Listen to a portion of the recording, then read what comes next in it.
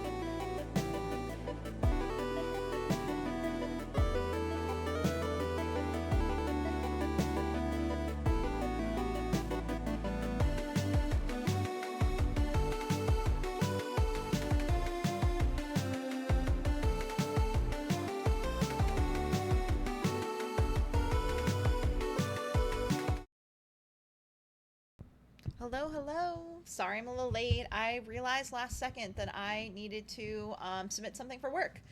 And so I was like, fuck. So during the ad break, I was trying to do it, but then I was like, well, I have to pee. I am cold. I need a jacket. I'm just a mess today. So thank you, Sinister, for being first. I hope you've been well. I hope you had a fabulous day. And thank you for the hydrate. I am hydrating right now. Let me take my sippies.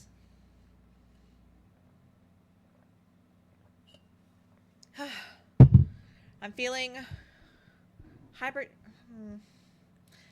Hydrated already. I was gonna say something else, and then I was like, that's a little too much for stream. So we're gonna move on. So I did a thing. I so you know how I said I wasn't going to play a second playthrough of Side of the Abyss until I was done with this one, and I did not do that. I also was just curious because I was like, I don't know how long this game is, so I went and played it. I romanced someone else. I romanced Alphion off screen, and it was pretty good. It was pretty good romance. It made me realize we don't have much more in the game. I don't think we'll finish it today, but I think we'll finish Side of the Abyss on, I was going to say Monday. I'm not streaming Monday, on Sunday. So that's going to be awesome. Not that I want to be done and over with. It's just I'm really having fun with this game, but I also know like it's been going on for a few streams and it's hard to like play longer dating sims when it's only one day a week. So I'm excited to like wrap it up. I'm excited to reach the end and see Sylas's romance because I still don't know how I'm gonna get a happy ending with her. I still like cannot map it out in my brain how it will be possible for her to like me. I mean, not like no, she already likes me. For her to like stay in love with me and we get a happily ever after, because you know that's all I want is a happily ever after. So I'm nervous that we're actually getting to the end because I'm just like, it's gonna be interesting. It's gonna be interesting. So there's that planned. She's gonna worship you. Don't worry. Is she though? She hates magic. She's afraid of anything destroying her religion. I don't know. We'll see. We'll find out. But that's what the point of playing is, right? Um. So and I already know I need to romance Ascanio. Like I gotta romance all of them. I'm planning on romancing everyone. Not on stream. But honestly, good game. If you're interested, totally should buy it. But yeah, it's gonna be fun. It's gonna be great. And then next week, I decided not to stream The Witcher yet because it's gonna be Christmas week and everyone's gonna be traveling with their families, but me. So I figured why not just do a chill, cozy week. Uh, and Infinity Nikki has been all over my TikTok feed, all over. So I was like, you know what, fuck it, let's give it a try. I might like it. If I don't like it Christmas Eve, then I'll do something else on Thursday. But I have a feeling I'll like it. It looks really fun and cute. Um, and I don't plan it being my main game. So come January, we're gonna start Witcher 1. That is my decision. So that'll be great. And then I also got a gift. This matters. I got a gift from the wonderful CC. They are not joining us tonight because they are doing a D&D campaign with their hubby, which is awesome. But for Christmas, they gifted me a Twitch channel trailer, which is amazing. It's already uploaded to my YouTube.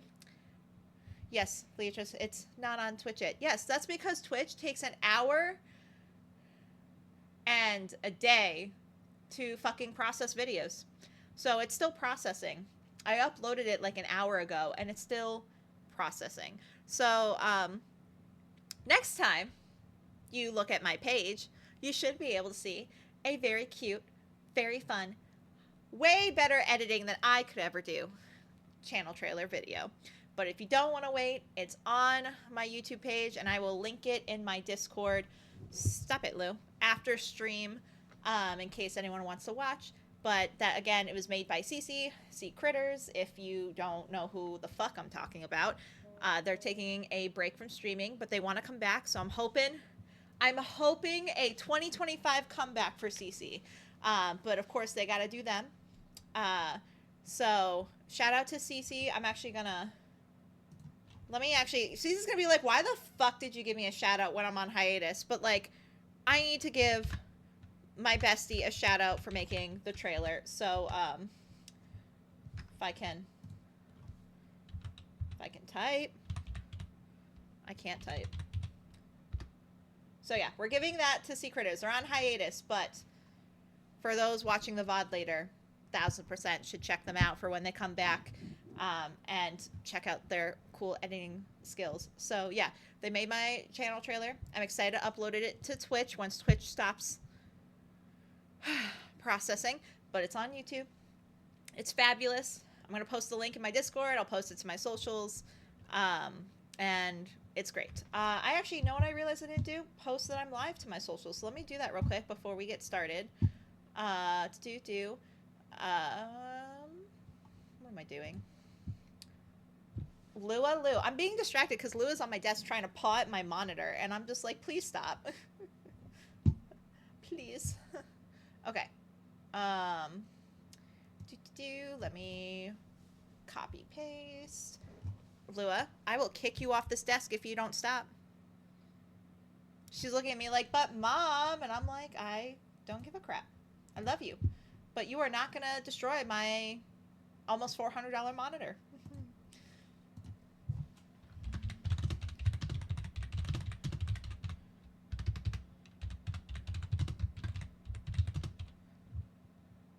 Yeah, Lua's like, Mom, hurry the fuck up. I don't give a shit about your announcements. Just play the goddamn game. She's actually in front. I have dual monitors. She's in front of the monitor with the game, so she's probably being like, Mom, what the fuck? You're talking too much.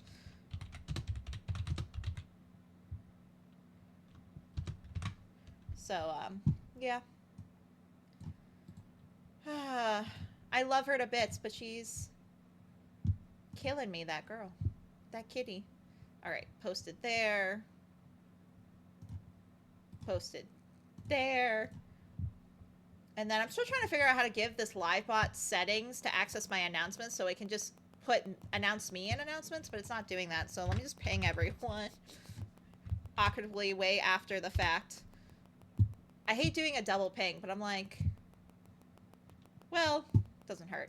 I'll figure it out. I can be tech savvy one day. Who knows? But anyway. See, also the problem with Lua being in front of the monitor that has the game, she's covering the goddamn words. So I have to read through OBS, which the words are tiny as fuck.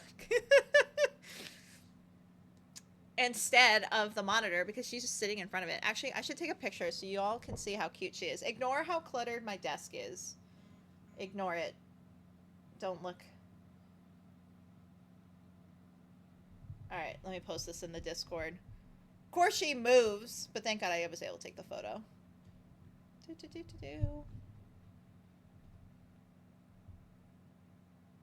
Phone's like, do you want to use photo lens? No. No, I don't. I don't give a fuck about photo lens right now. Okay. Posting in pets. Here's Lua right in front of my monitor. Just chilling. Now she's actually looking at my side monitor in this photo, but, you know, it's good. Okay. Now I'm going to be serious. Now I'm going to actually start stream, I promise. You're probably sitting there being like, Leatrice, you're not going to finish this game in 2 streams if you don't shut up. I'm surprised I have much energy as I do, because I had kind of a shitty day. It's better now that I'm with, you know, such wonderful cuties on stream. But I was like, yeah, it's going to be a chill, quiet stream. I'm not going to have much energy. And then here I am just being like, can't shut up. Such a yapper. But anyway, I promise. Okay, let's actually get started. So, I don't remember exactly where we left off last time. So I can't do a recap. I'm sorry. So I'm just going to dive right in. You rush through your morning rituals with a purpose and head outside. Good morning, says Sylas. Sylas is bright and early as usual. She rummages through her pockets to offer you a peach. We don't need it, but she's being nice. And she hasn't quite grasped that we're not human yet, so we're just going to say thank you. It's sweet and ripe. You start walking to the city gates. Will it really take us a day to reach the lands of House Rizzo? It'd be shorter if we managed to scrounge a ride on a wagon, but I wouldn't count on it. The guards let you pass. You wonder if they recognize you. Say, Sylas. Yeah. Why aren't there more temples or shrines outside the city? She scratches her cheek. Good question. Have you not... Have you never thought about that? Asked Leatrice. Not really. What happens outside the city walls usually stays there, so... Hey, Lua, stop that. She's not banging on my monitor. She's chewing on something on my desk. Would you stop, ma'am? She then acts cute as if it's a defense. Trying to get out of trouble. Anyway, sorry. Continuing. It sounds bad when you put it that way, but yes. That doesn't mean the ladies don't care. Before being ordained, priests and priestesses spend a year or two doing an internment practice. So the countryside is serviced by apprentices, asked Leatrice. Yep, like the priestess arranging Egregorio's funeral. What does that mean? That it won't be perfect. Poor Miché. As you keep walking, the sun grows hotter on your skin. You should have brought a hat. You'll get burned like this. How are you not slowly cooking alive under that black cloak? Let me take it off, responds Leatrice. All around you, grapevines curl and around sticks planted into the ground, still small and acerbic. Slowly, the vineyards transform into barley fields dotted by orchard and small houses bunched around a barn. Every intersection is marked by stone signposts. What does that one say? Asked Sylas. 40 furlongs to the sign of the prime. That stands for Caralis, she responds. 70 to the crest with the anchor, 20 to the one with the deer. Look at that one, all carved out. You can still see the vines of the Castledon crest if you squint. The one with the burning branch under it belongs to House Rizzo, says Sylas. We still need to walk 90 furlongs to reach their lands. 90 furlongs? So we got, you make it sound bad. Is it bad? We can make it before evening. Didn't you tease Marinette once for complaining about something similar? The idea of hopping on a wagon doesn't sound so bad anymore. We're gonna say we can make it. It'll be fine. I believe in us. We got this. We're two strong, healthy women. It'll be great. We better. I want to start looking around as soon as we arrive, says Sylas. You resume walking. Only the wells in the lands of House Rizzo are dangerous, right? I'd kill for something to drink. The wells around here should be safe, responds Leatrice. Hour after hour, the shadow you cast slowly drifts to the side. You stop to eat something in a village, only to resume your trek straight away. After several more hours of walking, I just realized the application audio is not working properly. It does that sometimes. My bad. Aha, you should be able to hear the game now. Congrats! Whoops. Can't. It's not a proper stream by me if there isn't some kind of technical complication. Is that, asked Sylas? The stone post at the side of the road is carved with a branch ablaze. Lady of Dawn, you smile upon me. We're finally here. You look around. We're in the middle of nowhere. Let's find the closest village. Good idea, says Sylas. If we follow the road, we're bound to see a proper signpost. You find one a couple of minutes away by an intersection. The closest village, Santana, is that way. It's a familiar name, one you sent several letters to back at the temple. I hope they have an inn. The first thing you notice about Santana is the sweet smell. Lamps adorn the front of many houses, and instead of being filled with oil, they contain smoking incense. As far as local traditions go, it's not the worst. Smells nice too, says Sylas. Santana's Inn is a 2-story building advertised with a hanging sign of a sickle. The patrons, a less eclectic bunch than the Roses, are either eating or playing dice. They throw you some furtive glances, but keep to themselves. A comely woman with a ribbon in her hair comes to greet you. Welcome to the Sickle. You're not from around here, are you? We're city folk, responds Sylas. What you doing all the way out here? You exchange a glance with Sylas. We're sightseeing. What a thing to say. The innkeeper almost laughs in your face. And what's there to see? Well, I have never seen incense burn outside before. We need to work on our fucking lies better. I mean, it's probably true. We're only like a couple weeks old, but this woman's gonna be like, this bitch. I know I would. I'd be like, what? Huh, that, responds the innkeeper. Her face turns somber. It's a local tradition. It means that the family inside is mourning. You recall the many smoking lamps hung outside. There are so many of them. There was an accident in the fields. Those that were too injured to work were sent to the city to recover faster. They came back as corpses. You talk some more with her until the conversation shifts to sleeping arrangements. The inn has a single, shared room with several beds and a common bucket. Gross. I don't like that idea one bit. Sylas seems to share the sentiment. We'll worry about it later. We have more important things to do now, right? The bells of the local shrine toll happily, informing you that it's late afternoon. Let's not waste precious daytime. You still have some hours of light you can use. Let's find some isolated wells and see if there's anything strange in them. Sounds like a plan, responds Sylas. You walk to the well in the middle of the square. You don't see anything strange when you peer inside it. Sylas undoes the knot that keeps the bucket up and lowers it. The water doesn't smell any different. Maybe this one has not been tampered with, responds Sylas. Let's see if there are any wells in the fields. You survey the view, an endless field of different crops slowly baking under the sun, before stepping out of the village to look for the land's wells. Many of the peasants briefly greet you before going back to their business and exchanging whispers. We don't want to scare them, do we? To avoid raising suspicion, you walk past every well that sees activity. It takes you almost an hour to find one deserted. At last! The wet maw of the well reveals the dark pit within, humid and cold. Nothing looks out of the ordinary, but your nose isn't fooled. A flowery scent hangs in the air. Do you smell this? Something's not right, says Sylas. You take a pebble and drop it into the well. It takes several seconds to splash. It's deeper than I expected. Let's have a look at the other one. The same flowery smell dances in the air around the next empty well. The black coating didn't smell like anything, did it? Asks Sylas. Just like you did before, you take a pebble and drop it inside. The splash is almost instantaneous. This well is shallow. You look around some more. All the wells around Santana have that distinct flowery smell to them. The one in the village smells normal. Just like the ones in the city, responds Leatrice. You're one step closer to understanding the cause of death by blood.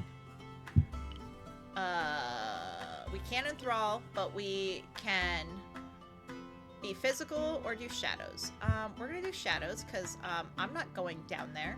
Gross. She squints. With magic. Ugh, go Sylas. Ugh! Fine, that should get you out as well. Tomorrow. We'll do that tomorrow. Sylas really hates when I do magic, and I'm like, babe, please. The tavern is more lively now. The innkeeper's son jumps from the table to table like a butterfly, giving an additional spoon here, an extra plate there, to the travelers that come to eat with their own meals. You're back, says the innkeeper. You let the innkeeper walk to the counter and fuss over you. Perhaps she expects city folk to pay better than her regulars. Else I'm in deep trouble, says Sylas. You walk back to the innkeeper. Not a word about what we said. She nods, all tense, and leaves you alone once dinner is served. After dinner, you walk upstairs to the common bedroom. Out of the 10 or so mattresses, 2 are already taken. Sylas whispers to you, I'm not doing this. Not doing what? Leatrice asked. Not sleeping in there. Wouldn't be able to. I'd be on edge. But I have an idea. She points at a ladder against the wall. You want to go to the roof? Because of the incense, there should be no bugs, says Sylas. Let's do it. She plucks a stalk of lavender from a vase on the floor and begins climbing the ladder. Oh, pretty! I love the art in this game. A fresh breeze carries the cicada's song from the fields to the rooftop. The moon bathes the endless countryside in silvery light and gives everything a gentle gleam. Not bad, huh? Your eyes are lost in the stars above you. Everything feels grander when there are no buildings around you. You know, I'm glad you're here. Aww. You turn towards her, but she's hiding her face. Oh, we got options. We got options. Okay. So we got a non-romantic one. Where else would it be? Fuck that. We got a wait for her to look at you and smile. Fuck that. We're being proactive here. So then we can do tease her or are you blushing? Which I think is like teasing her. So I'm like...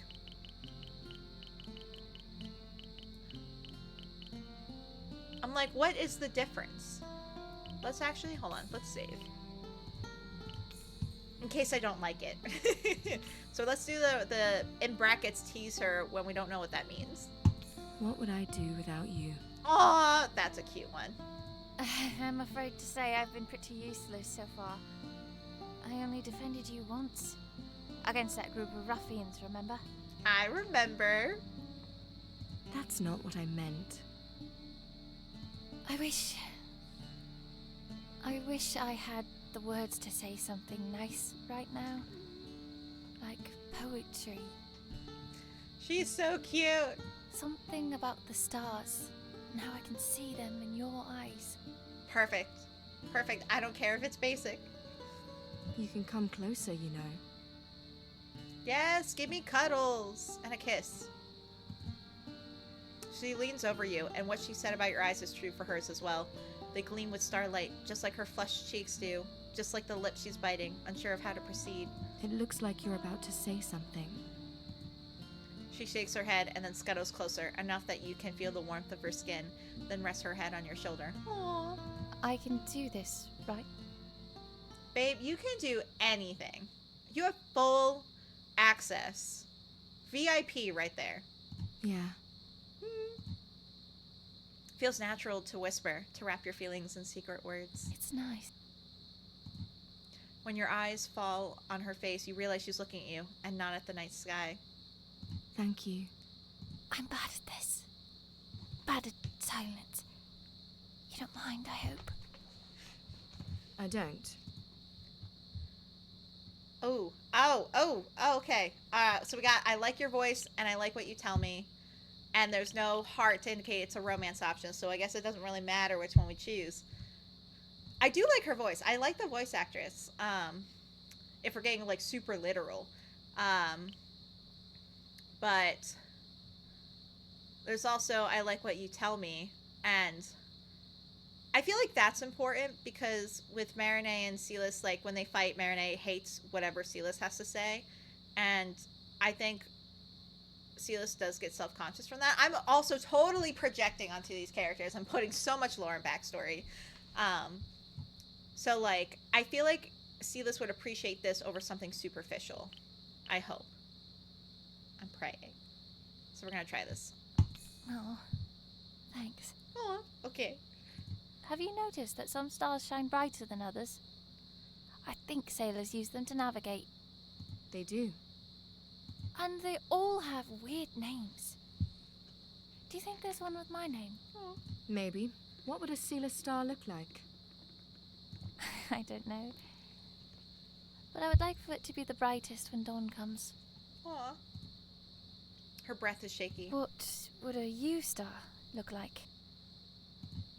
She thinks for a moment, then perks up. It would be so bright, it would rival the moon. She's so adorable. No regrets. No regrets. No doubts. I'm so glad I switched over to Sylas. Not that Marinette's bad. I'm going to romance her anyway. But, like, Sylas is so precious. I can't. I'm, like, clutching my hand to my chest because I just can't get over how adorable she is. I love her. The description makes you smile. Sylas raises the sagging lavender stalk. I can't put this in your hair. It'd look awful. Or maybe not. You strike me as someone who'd look good in anything. Girl star. Tired? That voice line did not match the words. Let me read this. Like the cloak I wore when you found me. I can't really say I could see you underneath all that blood caked on your face.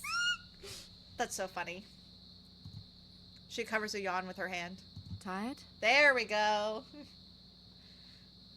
Yeah, but can we stay like this for a bit longer? Actually, let me go to log. I just want to take a screenshot so that way I can just report it to the devs. Not that I go out of my way to look for things wrong, but obviously they may want to fix this because I know they've updated the game before for minor bugs. So, I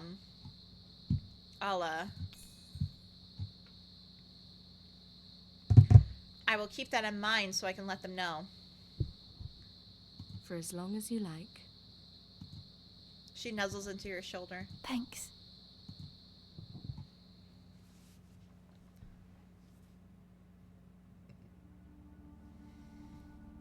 O envoy of wicked pain, of shattering pleasure, of fierce instinct, do you see its utter darkness all around you? Sure.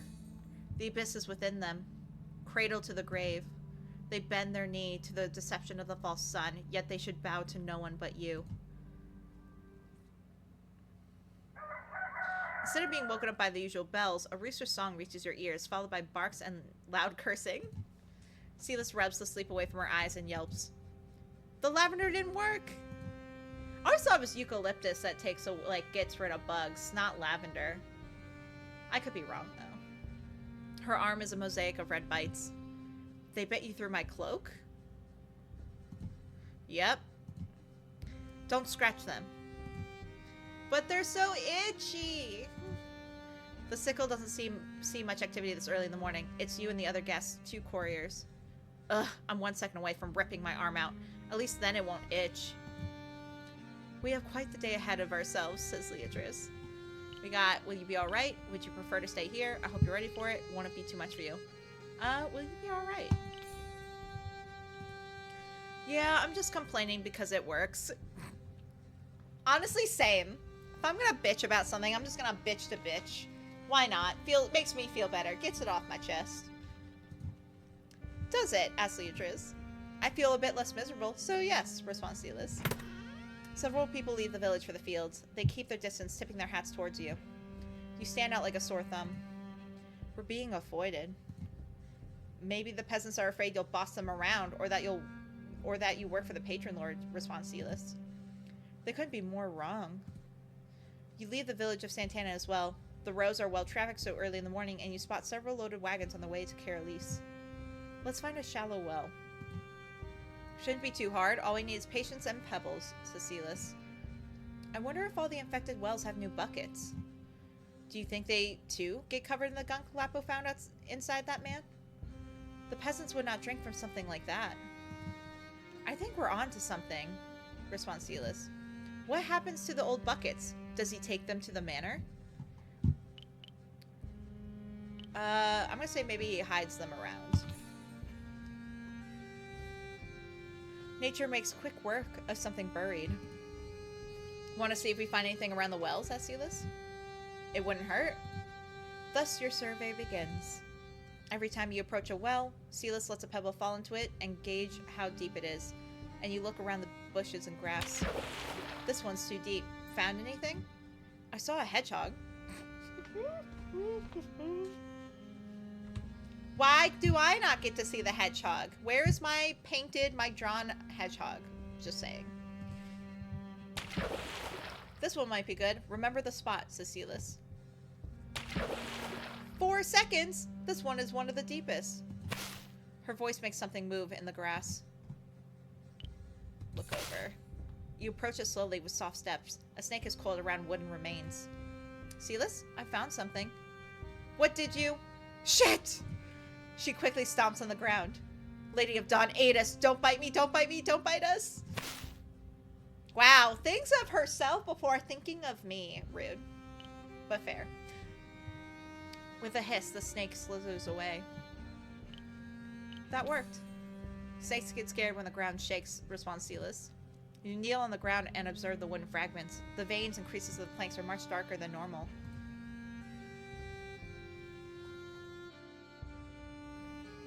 You scrape the inside of the bucket's remains with your fingernail. It looks like the same substance that coated the innards of the young farmer dissected by Lapo. Sylas was right. The shallowest well is surrounded by fields that are already seeing activity, so you elect to go to the second best one. Sylas drops into the pebble in it. Yep, this is the one. You cannot see the bottom, and the shabby roof that covers it makes the shadows so deep they conceal the water's reflection. I thrive in darkness. As if sensing a resolve, the shadows bubble up and expand. Ugh, is it magic time? Asked Sylas. Cover your eyes. You place your hands over the edge of the scented wall and lean forward. The well is a gaping maw of shadows that tempt you, taunt you. They want you to embrace the fall, embrace them. You do not heed their call. You do not plunge into this pale imitation of the abyss. Instead, you merge with it. Sylas' voice feels distant and indistinct, as if you are underwater. You are nestled into the bricks that form the edge of the well. Slowly but surely, you slither down the wall with no nose to smell the floral scent, no skin to feel the cold water. The bottom of the well is green with a carpet of leaves, among them, flowers. White petals wrap themselves like a bell around a dark spike. The flowers remind you of calla lilies. You have never seen any underwater. Could you manifest your arm, pluck them, and retreat into the shadows, or would the darkness spit you out? You do not know. I'm going to take the risk. You let a fraction of you out, your hand. For a moment, you think you manage. Ah, shit. But without much experience, your mind is not able to maintain two states of matter, and the darkness spits you out into the water. It fills your lungs, sears your mouth and throat, your eyes sting, and you thrash around trying to find the surface. Fuck! Let me breathe. The shadows come to your aid, purge the water from your lungs. Ah! Your head emerges and you desperately kick to keep it above water. Leatrice! There are flowers here. It hurts to speak. Why are you at the bottom of the well? Where else would I be? Can you get out? I need to do something first. What? You take a deep breath and dive in. Your eyes do not sting anymore, aided by the shadows. You rip some flowers and slip them inside your sleeve. I'm going back. You want to merge with the shadows and they welcome you. You travel back, slithering along the wall like a serpent. I'm going to reform next to Sylas. Ah! Sorry, too close? You were down there a second ago. I was ready to call for help. No need for that. She frowns. I thought the point of magic was to keep you safe. Being at the bottom of a well is anything but. I'm sorry, I overestimated myself a little bit. I received a lesson in humility. I'm here now. What's the problem? Sorry for making you worried. I received a lesson in humility. I fucked up. I hate those. See, this is like, rip. I can relate. You show her the flowers. Do they look familiar? I'm not Nessa. She's the one who needs to take a look. We could have done this yesterday evening. And left for the city at night? Asked Leatrice. Probably not. If we're quick, we can try to hop on a wagon. Yes, please. Well, I'm still soaking wet. In disgusting, toxic water. The morning sun soon turned scorching enough to dry your hair and clothes. A wagoner from Oriani is kind enough to let you hop on for the first leg of the journey back. You part ways at the crossroad and walk the rest. That was much faster. My feet don't hurt as much, says Sylas. Sylas looks at the soles of her boots. I still need new shoes. That reminds me. Egregoria's funeral is today. Didn't we tell the squirt that we try to attend? There's still time until dusk. You head to Nessa's apothecary shop. We're back, says Sylas. She sets aside the lemon she was peeling and rushes to open the window. Did you find anything? Asked Nessa. Sylas takes out the overpriced water skin you purchased to keep the flower fresh. After some rummaging, she shows Nessa what was growing at the bottom of the well. How strange. Do you recognize the flower? When I first saw them, I thought they were calla lilies. I could see why you think that. She smells the flower. The scent is different, however, and this... She pinches the dark spike between her fingers. It releases an oily substance that coats her fingers, much like the substance inside the dissected man. This looks like a nubia, a plant I've never seen, only heard of. It's native to the sweltering jungles of the distant south. It should not be able to grow in Caralis. It's too cold for it. Cold? I almost had a heat stroke yesterday, says Sylas. Do you need anything else from me? Since you're so kind to offer... Fuck. She places the flower on her work table and locks the back door. Come, I'll show you something. Once you're inside, she's already flipping through a hardbound tome of decrepit parchment. Look. delicate drawing of a flower similar to the one you plucked is almost drowned by text in several languages, and some in alphabets you don't recognize. Translations of translations of translations. I'm gonna ask Nessa to explain that one. Instead of a spathe, this flower has multiple petals. What's a spathe? Asked Sylas. The single petal of a calla lily or an anubia. The spadix, the spike, should hold the true flowers, but is instead spongy. Is this the same plant or did it change? Asked Leatrice. She doesn't answer. What kind of apothecary are you if you can't tell? Asked Sylas. Damn, girl, let the woman work. Sylas, what? Nessa ignores the accusation and pinches again the spike of the flower. Tell me everything you know. How did you find it? Where was it? You're happy to tell her everything. Nessa's eyes dart to the hard-bound tome, and she sometimes underlines a word with her finger or mumbles a passage in Aniston. Now I can answer your question, envoy. Sylas rolls her eyes at the moniker. This plant is a crossbreed, part Anubia and part something else. That's why it can survive around here, far from its ideal climate. Its placement feels intentional as well. Do you think you'll be able to find an antidote? Asked Sylas. It's not a poison. That makes it complicated, not impossible, mind you. As for us, we promised Mache we would attend his father's funeral. Ladies, take me. I had forgotten. And then, of course, we might want to visit Patron Lord Rizzo. Should have said patron. I don't know why I read it like that. I wonder if he's concerned about the tragedies happening in his lands. A direct confrontation is unlikely to go well for you, envoy, says Nessa. You have so little faith in me? Why? I'm very reasonable. It's unlikely to go well for him, you mean? That's why I want witnesses. You have so little faith in me. Not in you. I know you will rend lies asunder to unravel the truth. I have little faith that he will suffer consequences. Sylas taps the dagger concealed on her hip. And that's why I'm going with her. If we are to attend Egregorio's funeral, we should leave now.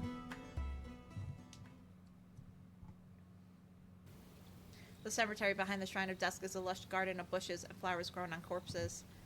A grave has already been dug next to the obelisk, a small obsidian structure carved with a prayer to the Lady of Dusk. Mache is sitting in the shade next to Marinette, and her presence makes all the people present avoid the grieving child. You came. We promised we would, responds Sylas.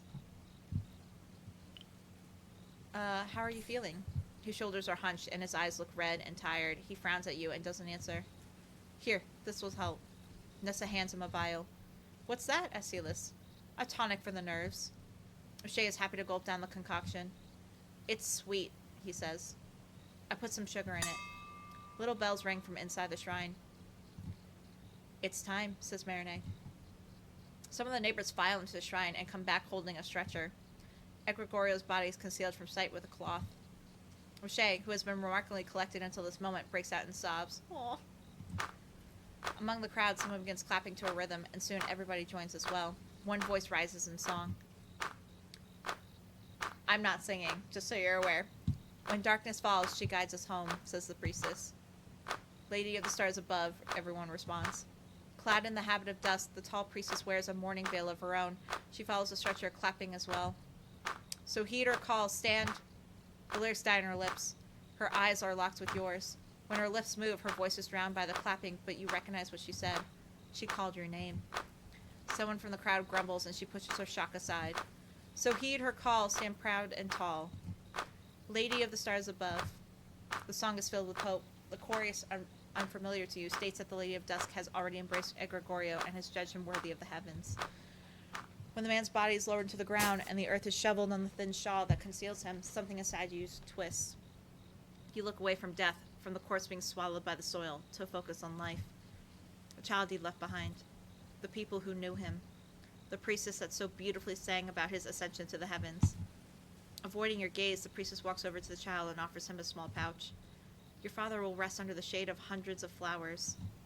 In tears, Mache takes the pouch and releases the seeds inside over the shoveled soil. Once the ceremony comes to a close, Marinette's presence becomes less of a deterrent, and those in attendance offer their words of condolences to Mache. From the gates of the shrine, the priestess beckons you to come closer. You sneak past the crowd towards her. Her robes are pristine, and gold clips adorn the braids that frame her face. She is unlike any priestess you have ever seen. You're alive! She is not the first to recognize you. Someone else did once. Unlike them, however, she is not fleeing. Who are you? Lady of Dusk, light my step. Is a change of clothes enough to make you forget about me? Asked the priestess. Her tone portrays a certain familiarity with you. What happened to your eyes? You raise a hand to them. You are not the Miss Legrand I remember. That is a name you have only heard in passing, whispered with scorn, for House Legrand resides in the Citadel, and that is where it rules Carolise. Who was she, Miss Legrand? She? You mean you? I don't know who you are. You can't be serious. You definitely are. Will you look at that? Says the priestess. You. Her words trail off. She looks at you like she expects a rebuttal. When it doesn't come, she massages her temples. I have no memories of my past, says Leatrice. You did not exist before being summoned into this world and taking over Leatrice Legrand's body. This, of course, the priestess doesn't know. Call me Leatrice. Miss Legrand would have never passed the opportunity to flaunt her house. You are not jesting. In that case, call me Aleste. Just Aleste. I lost the right to use my house name after I left it. Sylas walks closer to you with a grimace. The squirt just signed the house and animals back to the patron lord. What? Asked Leatrice. With his pa dead and his mom missing, the patron lord is getting his property back. Aleste places her hand on your arm. Find me at the Temple of Dusk. She blesses you both before retiring inside the shrine. Huh, do you know her? I'm gonna say no. It's the first time I've ever seen her, which is true.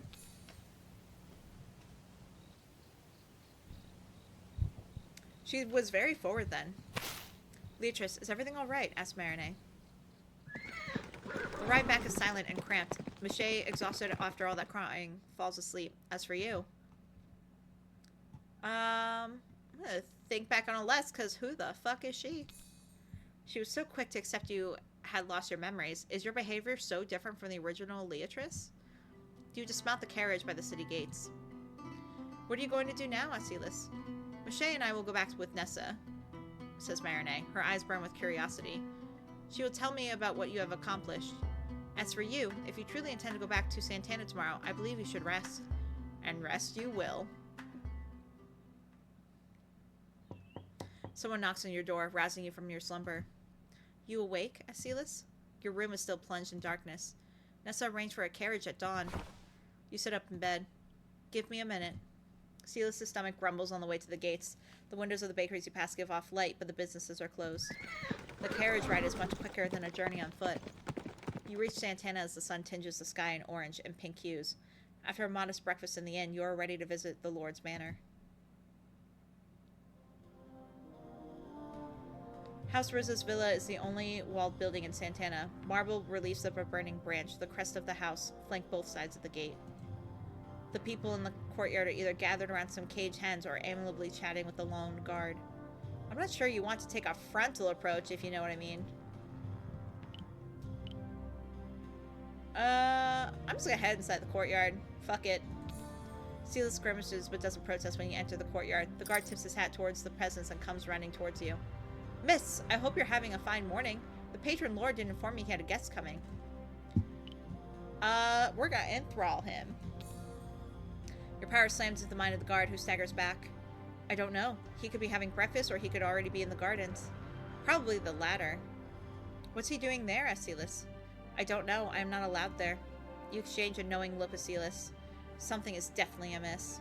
Are there any more guards inside? Asked Leatrice. Not guards, no. What then? The patron lord's bravos have claimed the stables as their own. Bravos? What would the patron lord need hired thugs for? Thank you for letting us pass. You break your thrall on him, but your influence lingers. He bows his head to you, then walks back to the peasants, who tease him with laughter on his return. That magic of yours is... useful? Hopefully you agree? You can say that again. Oh, thank God. Let's take advice and avoid the stables. The main hall is shady and cool. There are no flowers to be seen, yet a floral scent permeates the place. What do you say? Follow our noses? The scent is stronger by the gates on the opposite side of the hall, latched shut. A servant emerges from a side room and gasps.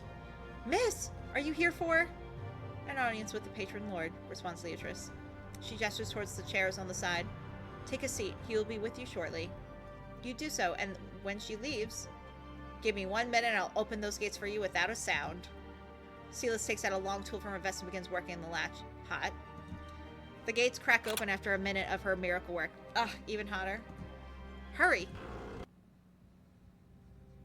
The gardens must have been beautiful once. All that's left is a pool of murky water that reflects the sky. Makeshift walls have been erected to keep the water from spilling out. My boots aren't tall enough, are they? Asks Sylas. The water reaches your mid-calf. Can I stay on the steps until you need me? Sure, responds Leatrice. Sylas is like, I will get a job done, but I ain't gonna get dirty to do it. I mean, I'm sure if I push her, she would, but I just love that. She's just like, I'm just gonna not get involved with this part. You begin walking. There are plants underwater. You notice when you step on one. Your hand dives into the murkiness. Your fingers close around a stem. You rip out a familiar flower. The gates open. The noble that stops on the doorstep wears high mud-caked boots. Who are you? What are you doing here? Do not raise your voice. Who the fuck you think you are? Power ripples from you. He falls silent, beguiled as he is, docile. You gesture at the gardens. Explain this to me. He does not speak. You know that your powers have limits. You cannot force someone to harm themselves.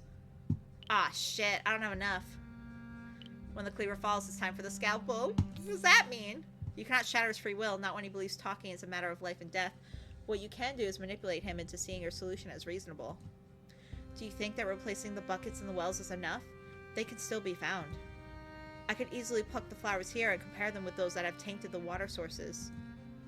An herbalist looked at your twisted leave-me-not. The intention in its design was apparent to her. A surgeon found traces of your doings on the corpse of one of your people. His insides were caked with a substance that dissolves in water, yet coats everything else.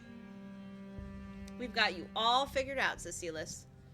With the overwhelming evidence you have collected against him, following you becomes the path of least resistance. Patron Lord Rizzo bows his head ever so slightly, still silent, still refusing to elaborate. I hope you'll rot into the hells, old man, says Sylas. I have showered the Lady of Dusk in gold. Once I'm at her pearly gate, she will let me pass, says Patron Lord Rizzo. In a world in which the only punishment he'll ever face awaits him in the hells, Patron Lord Rizzo has bought access to the heavens. But there are no hells nor heavens, no divine retribution, only the abyss. He's due some consequences, and he must suffer them in the material world. Yeah, Rizzo, get fucked. Right? Like, get wrecked. I'm still mad that I feels like the game wants you to do a specific skill, but they don't tell you, and they give you the illusion of choices, but I'm like, well, fuck. I didn't focus on Enthrall Mind, because I'm like, I don't want to Enthrall Minds, but it's literally the path of least resistance. And now we'll never know why he did it. It's so frustrating, but at least we're putting an end to it, and that's what really matters. But yeah, fuck him. I want to, like, print out a photo of his and throw darts at it. Follow me to the village. You will tell everyone what you did and what it means for them, says Leatrice. Sylas cups her hands around her mouth. Hear ye, hear ye. Thank God she shouted that. Some doors open. Patron Lord Rizzo is in town. A couple of people walk out of the inn with their tankards in hand. Make some noise for the Patron Lord of Santana.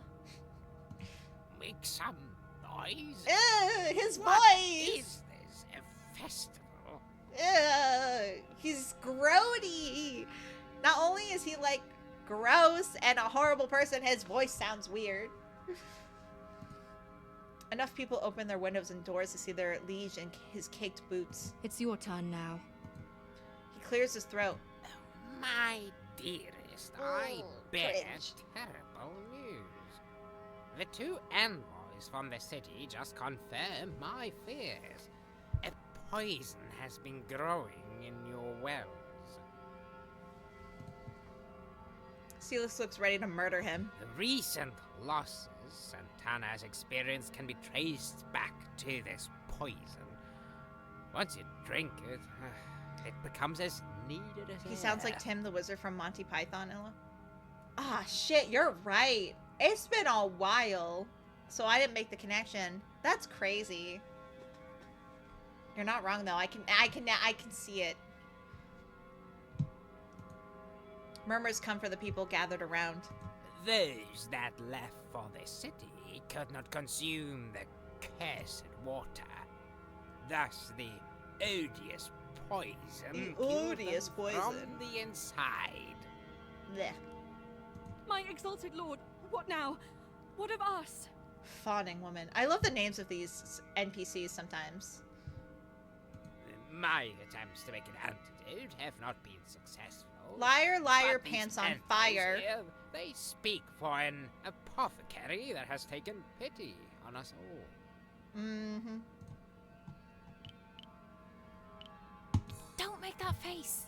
Sylas, you looked ready to murder him first! What do you mean? Sylas whispers to you. If they knew the truth, they'd lynch him.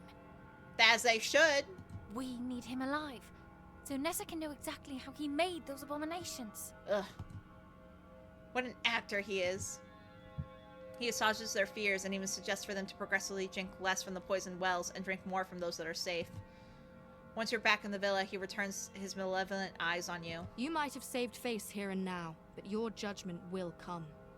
May the Lady of Dusk stalk your nights with her pale laughter. Ugh, love you, Sylas.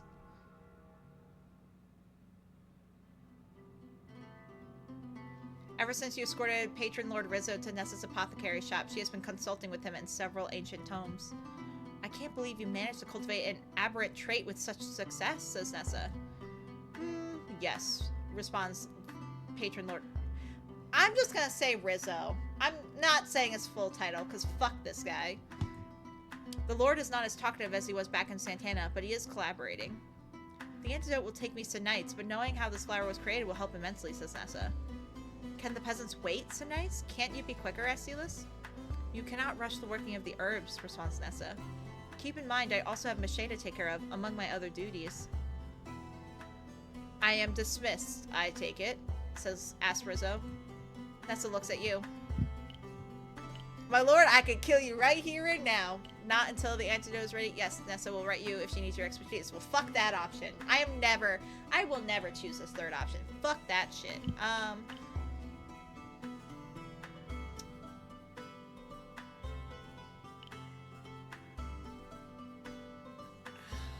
I want to just, like, kill him. I don't think this option will lead to that. And two,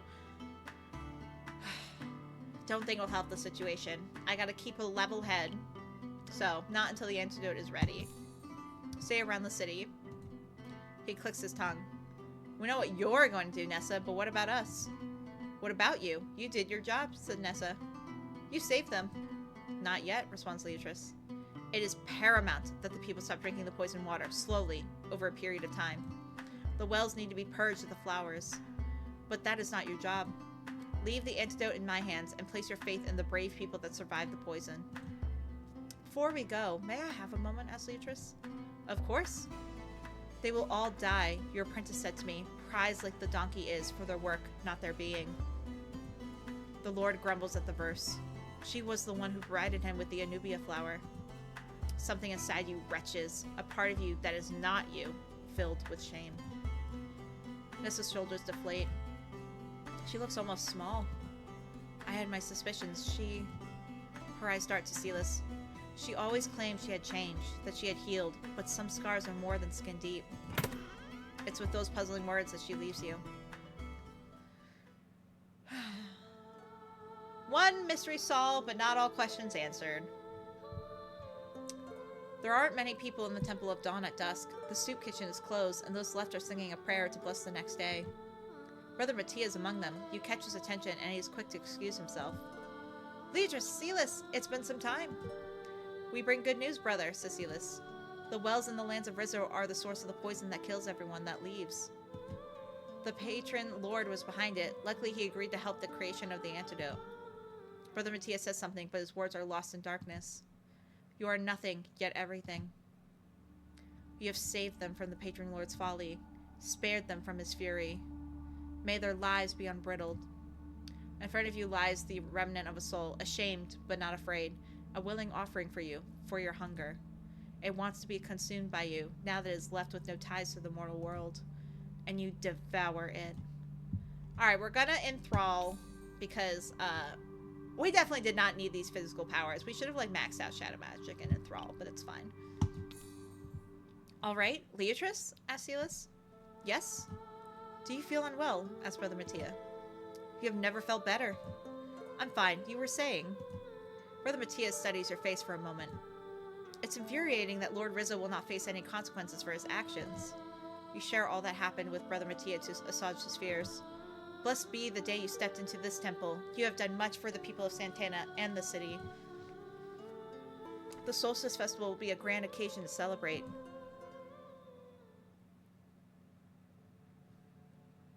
After such a momentous day, the quiet of the refrain is all you crave. Another letter with a blue wax seal rests under your door. As soon as you touch it, dazzling blue smoke clouds your vision. Leatrice! Her hands find yours with ease. You're back, says Marinette. Don't say anything. Tell me, what happened in Santana? You tell her all that happened. How odious for that wicked man to go unpunished.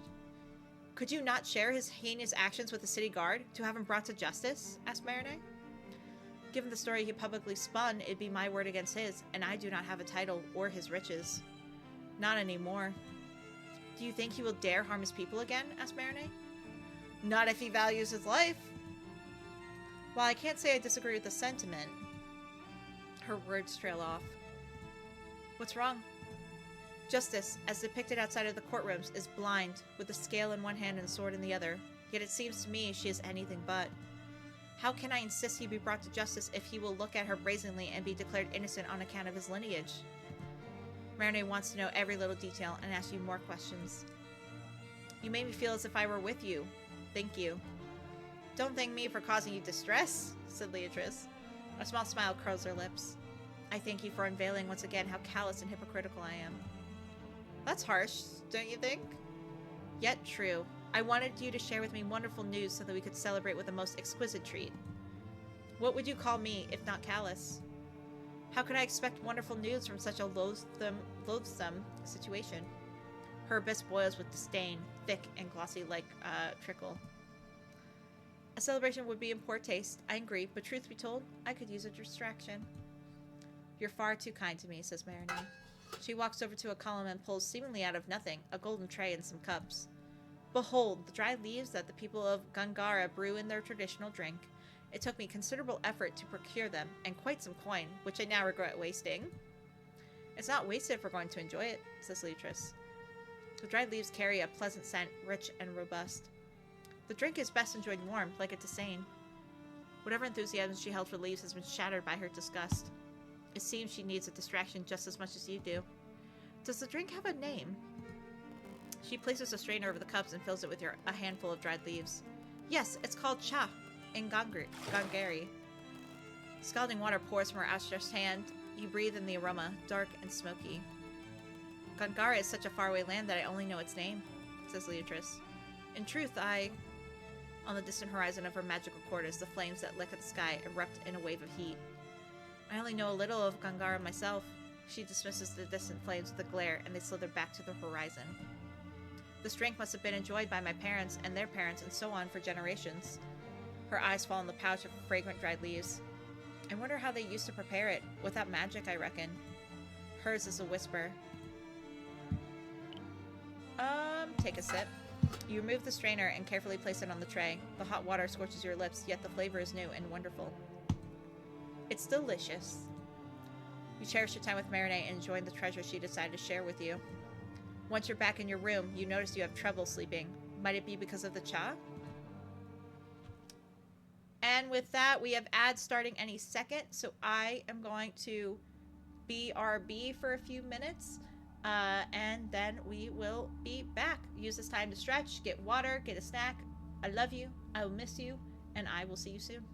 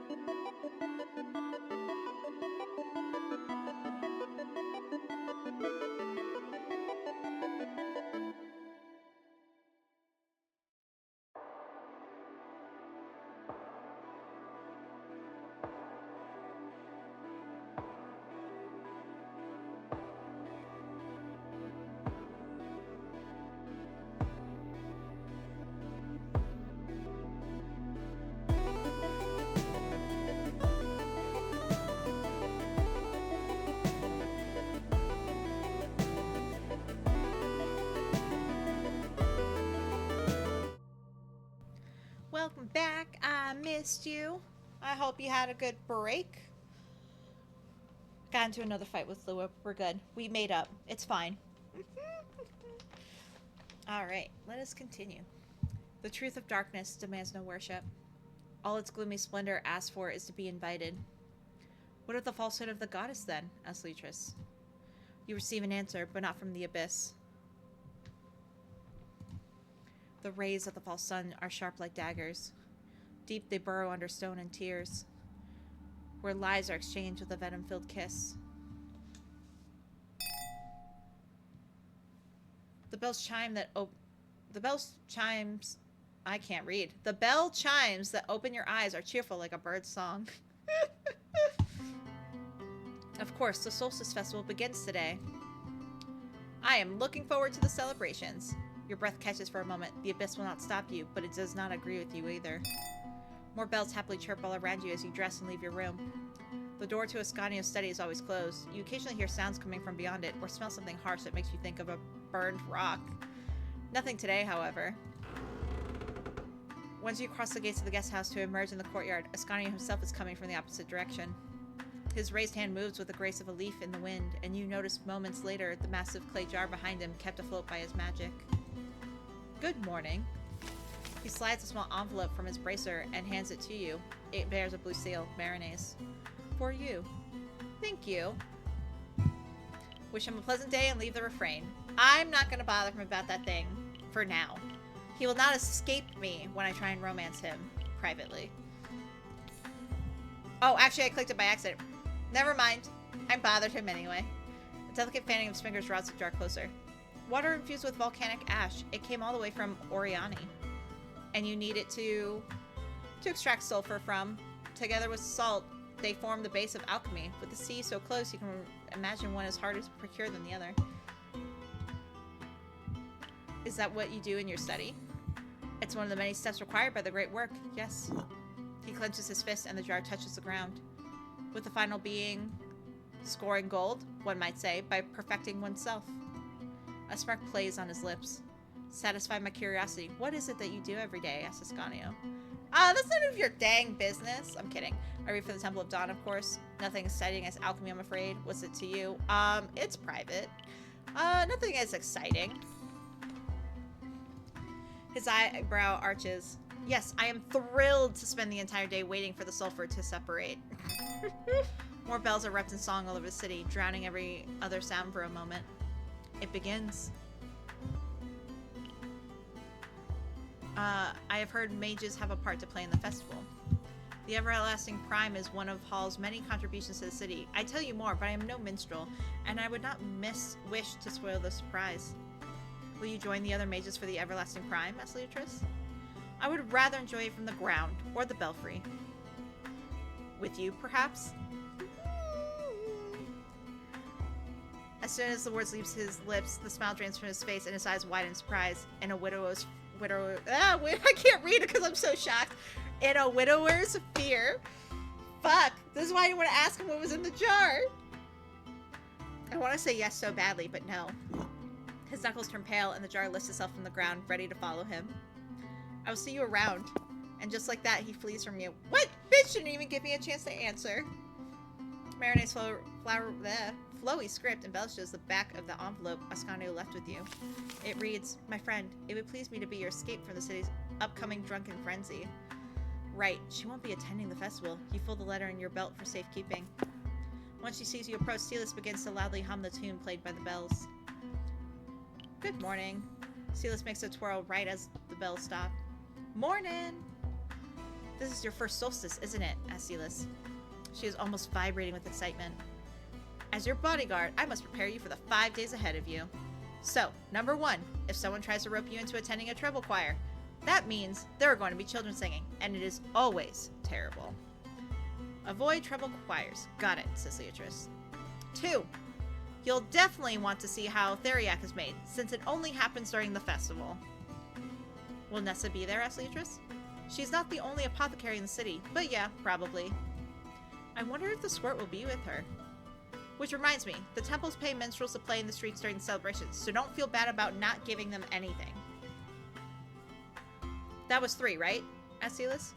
You nod. 4. Avoid going too deep into a crowd unless you're sure you'll like what you're watching. Leaving is very difficult when a square is packed. Sylas has told you about what to do, but not much about the festival's grand event. When is the Everlasting Prime exactly? It's when the Prime's fierce light casts away the darkness of the night. It's in 2 days, right in the middle of the festival. Why? Thinking of going with someone? Lifelong bonds form during the Everlasting Prime. Choose carefully. So this is when we finally got locked in. This is when I can finally call Sylas my bitch. So, let's go. Oh, we got 3 romance options. Okay. With you, if you'd like. I'd like to go with Marinette, but she'll miss it. What? Why is that a Oh, that's romance with Marinette. You have someone else in mind. With you, baby girl. Aw, I got the achievement. Beat red and so sweet. Mouth agape. She looks at you wordlessly as her cheeks turn ablaze. I'd love to, but festival nights. Her shoulders slump. I'm sorry. I can't spend them with you. I'll be working. But that doesn't mean we can't go. It'll have to be during the day. A bit less grand, but what do you say? By now you can guess what working means for her. Scatting for doors left open, hoping the valuables inside are right for the taking. We'll figure something out. Nice. Sylas gives you more recommendations about the festival before leaving. I'll see you soon.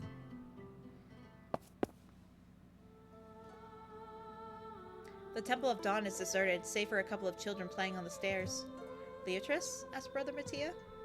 Brother Mattia greets you with a smile. Shouldn't you be celebrating? I thought that I could come to help. During the festival, the Lady of Dawn lets all prayers go to the Prime. I'm only here to make sure nobody tries anything funny. Someone walks in, dressed in the simple garbs of a house servant. May the Lady of Dawn light your steps. And yours as well. What brings you here? Asked Brother Mattia. You have seen her before. You read a crumpled note to her about her newborn. She had to be brought to the Prime to recover. I remember you. You're the lady that reads, says the servant. Yes, that's me. Do you write as well? I'll leave you to it. You approach your usual counter. If I tell you what I want to say, will you make it sound less plain? You take out a quill, inkpot, and a sheet of paper. I can do that. Who is the message addressed to? Rico. How would you normally greet him? With a kiss, but I don't want ink on my face. She smiles sadly. Thus you begin with, my dearest Rico. Tell him that I lost the baby. You dread asking her about it, but you can hardly work with what she's telling you.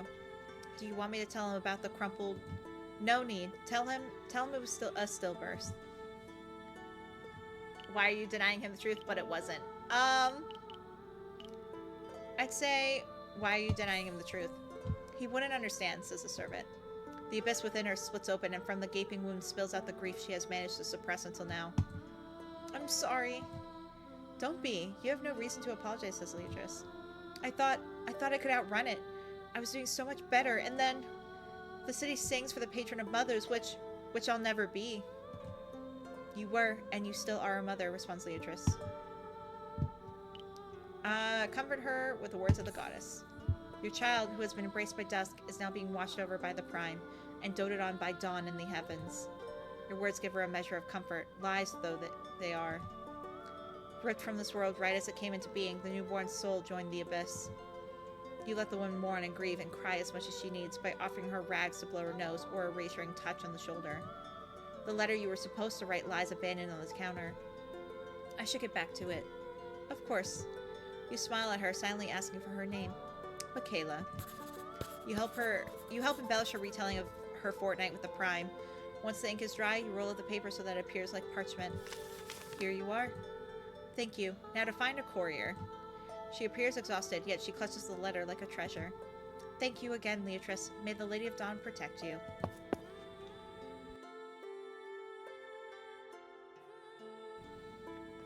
She musters a smile, then waddles to the gates. That went much better than last time, says Brother Mattia. There's pride in Brother Mattia's eyes. Well done. I don't imagine you'd like to help me salvage the candle stubs. You look around and spot them all over. Are they an invasive species? Asked Leatrice. Indeed, they quickly spread when inattentive people leave candles burning all night. You earned some more coin helping Mattia tidy the place. He's so nice. For once, I actually like a priest. But anyway. Wine flows freely in the squares, and you can smell its sharp notes even from afar. The main streets are being used by dancers with frenzied feet and minstrels tuning their instruments. People come and go. Their faces stay with you for only a moment before being forgotten, until you see familiar eyes under a flashy headdress. The Scarred Bravo. It's one of the Bravos that was working for Patron Lord Rizzo, the one that Sylas dissuaded from fighting. Even in the city, his arsenal of daggers is proudly displayed on his belt. I'll greet him. I'm not afraid. Hello there. He recognizes you too. What do you want from me? A hello would be sufficient. Shouldn't you be in Santana? Where are your companions? I don't remember him, to be honest. But anyway. Hello would be sufficient. Hello. God, dude's like, whatever. Where are your companions? One's wasting his salary in a pillow house and the other's getting her wounds treated. Why do you ask? Just making some conversation. He is afraid of you. As he should be. No, I do not wish to inspire fear. Even though I am a badass. I'm sorry, says Leatrice. His shoulders remain tense, his eyes hard. Enjoy the festival. You nod to him and leave, finding no pleasure in terrorizing him.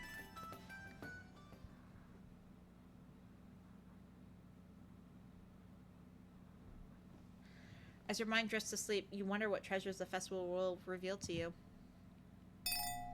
Dawn is announced by the chirping of all the city's bells. When you step outside the gates of the guest house, Sylas is already waiting for you. Good morning. Her grin turns into a yawn. Dark circles make her eyes look tired and puffy. Did you not sleep well? Asked Leatrice. Nope, but that's the usual during festivals. Did you do anything fun yesterday? Do you remember the Bravos that were working for Patron Lord Rizzo? I saw one of them around. They didn't cause any trouble, right? No, he looks scared of me. Can't blame him, says Sylas. A string of yawns follows, and Sylas apologizes before rubbing her eyes. Did you sleep at all? Only for a couple of hours, but I'll be fine, says Sylas. If you say so. Today, the apothecaries are going to make Theriac and the rest. The squirt might be on the stage with Nessa. I wonder what she'll have him do. Want to join me? Lead the way.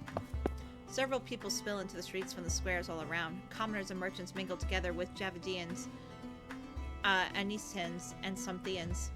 Amidst the crowd, flashes of blue catch your eye. The uniform of the halls is impossible to mistake. I thought they'd only be let out tomorrow. Sylas, let out. Really? It's not like they can hear me. Are they allowed to cast magic outside the halls? Only if it's the small kind like the mist uses, I think, responds Sylas. What am I saying? The Everlasting Prime is their doing. They get up the city walls and summon it all together. You'll get to see it tomorrow. Different songs meld into a cacophony in the main street, cheerful despite its dissonance. The rest isn't far, but from the web of alleys that surround it, blunt impacts punctuate the song, kicks or punches mixed with whines. Do you hear that? Someone's getting a beating, responds Sylas. Sylas tiptoes around the corner to look into the well-lit alley. A familiar figure is standing by the entrance of a pillow house, clothed in the matted garbs of a vagrant and with a hood over her face. Autry? Huh, the crazy grandma is called Autry, asked Sylas. A lump is at her feet, someone curled up with their arms around their head. Autry's kicks are followed by whimpers. What are you doing? Autry greets you with a nod. I'm teaching this vermin a lesson. A knife lies discarded on the ground. Autry kicks again, and you're sure you heard ribs crack. What did this one do? Nothing yet. A couple of broken bones, another kick, and another whimper. Might be enough to keep it that way. What do you think? She crouches and grabs the hair of her victim. Are you going to come back? It's a woman, one with an old scar in her eye. The other is dark and swollen. She shakes her head, unable to see through the tears. Leave my sight, then. She scrambles to her feet and drags herself away, leaving the dagger behind. What was she doing here, I ask. She wanted to butcher a lover that was never hers, responds Autry. Autry picks up the dagger. Couldn't the city guards have handled it?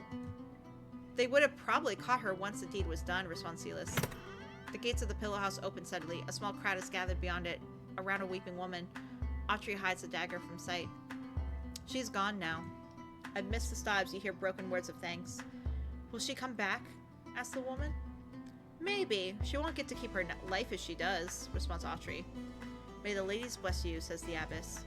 Autrey bends one arm along her torso and one behind her back. Her military salute is curt and precise, and her steps quick when she leaves. Hey, wait! You follow her through the alleys, away from the music and the dancing. Did you place that pillow lady under your protection?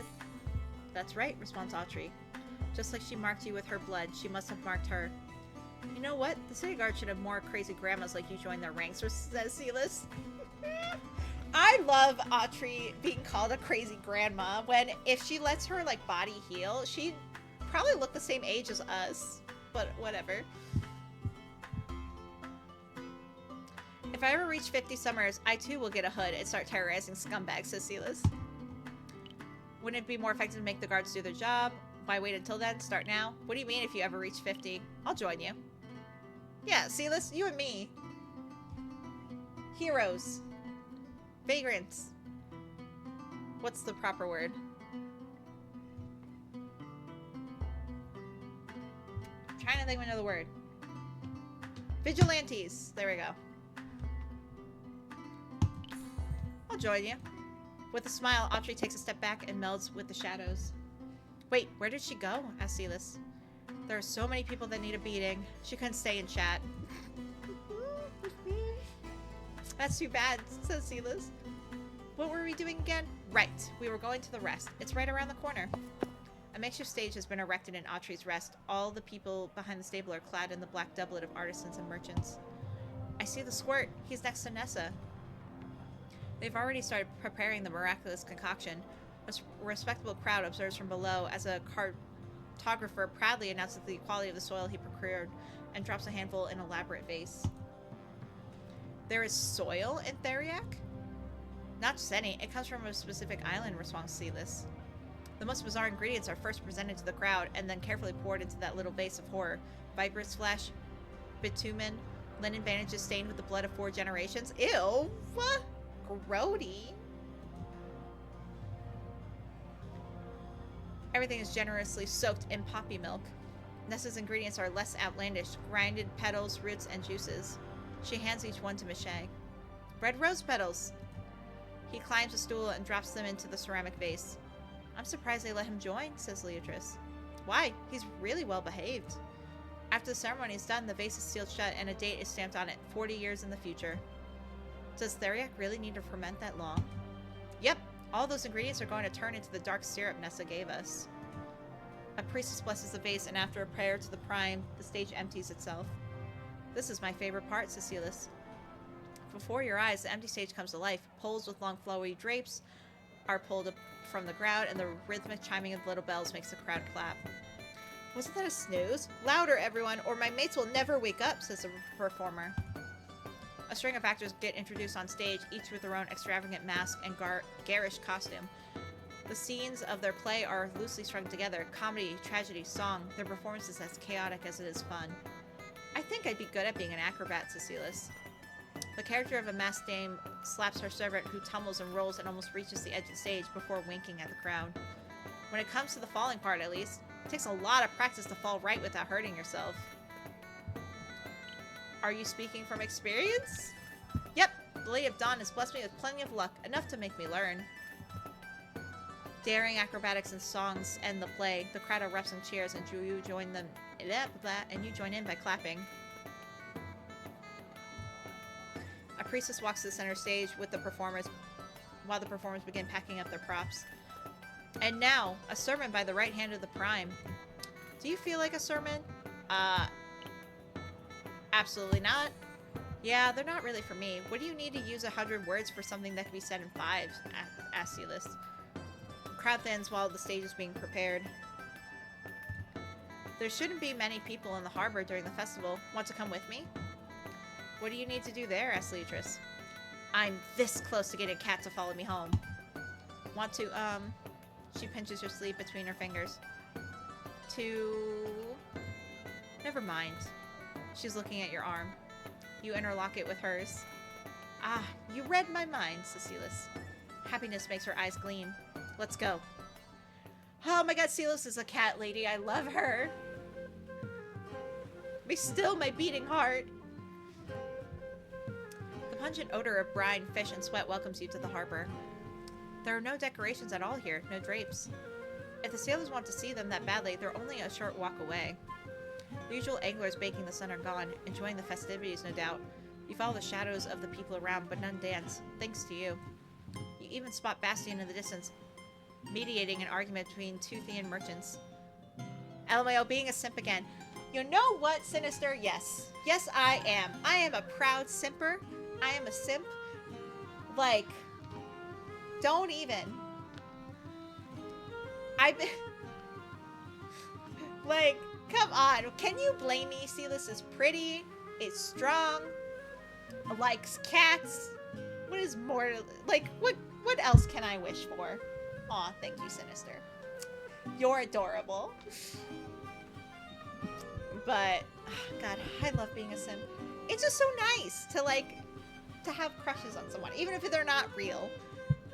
They're just cute. I like having feelings. Did I read this already? I read the first part. Okay, he waves at you before one of them raises her voice and forces him to pay attention. No, you...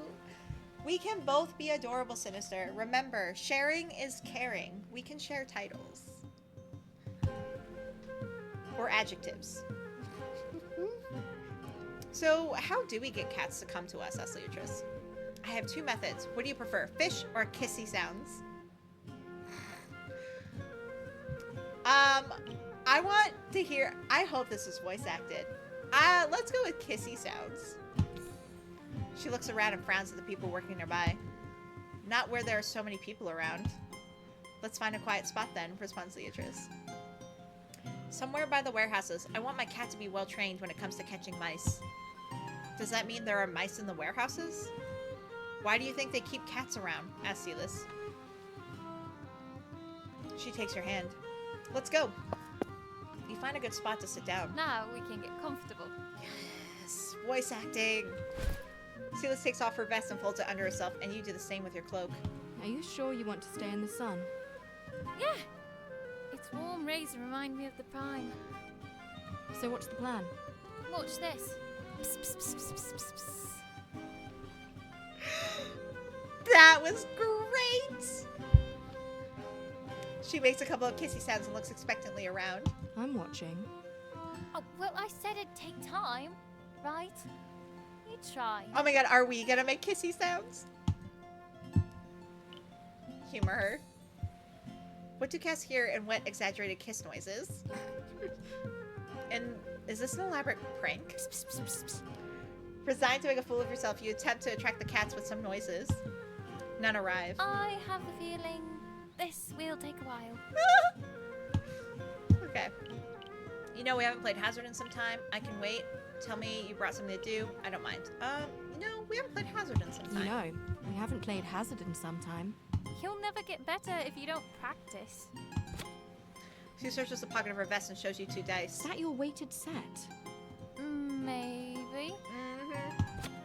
After some more searching, the dice become 4. She hands them all to you. Can you guess which is which? They look identical at first glance.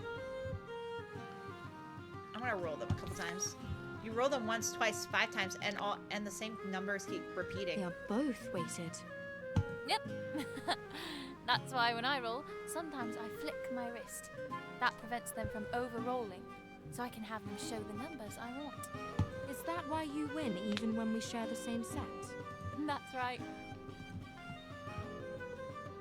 Have you ever played without cheating? When there are no stakes involved, yes. Which is not very often. I can earn a decent living with these. She puts the dice away. I have a feeling you're not happy with my answer. By now, you can make an educated guess about what she does and what kind of people she associates with. She has never really shared the extent of her activities nor the identity of her various benefactors, those she works for and those who are paying her to keep you out of trouble. What's wrong? I'm having a hard time phrasing something right.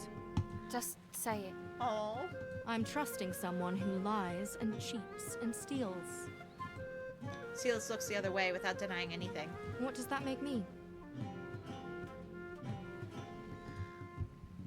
We have an optimist. I'm gullible after all. An idiot. A fool. An optimist. We're not gonna say anything else. An optimist?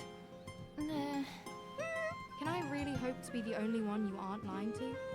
Stupid dice. I would never have taken them out if I knew this was coming. Sylas, what did you expect? You tell me nothing about you. Nothing about your past. You proudly show me weighted dice. And you think this conversation is never gonna come up? We've literally, like, flirted and cuddled. Like, I asked you to the everlasting prime with me.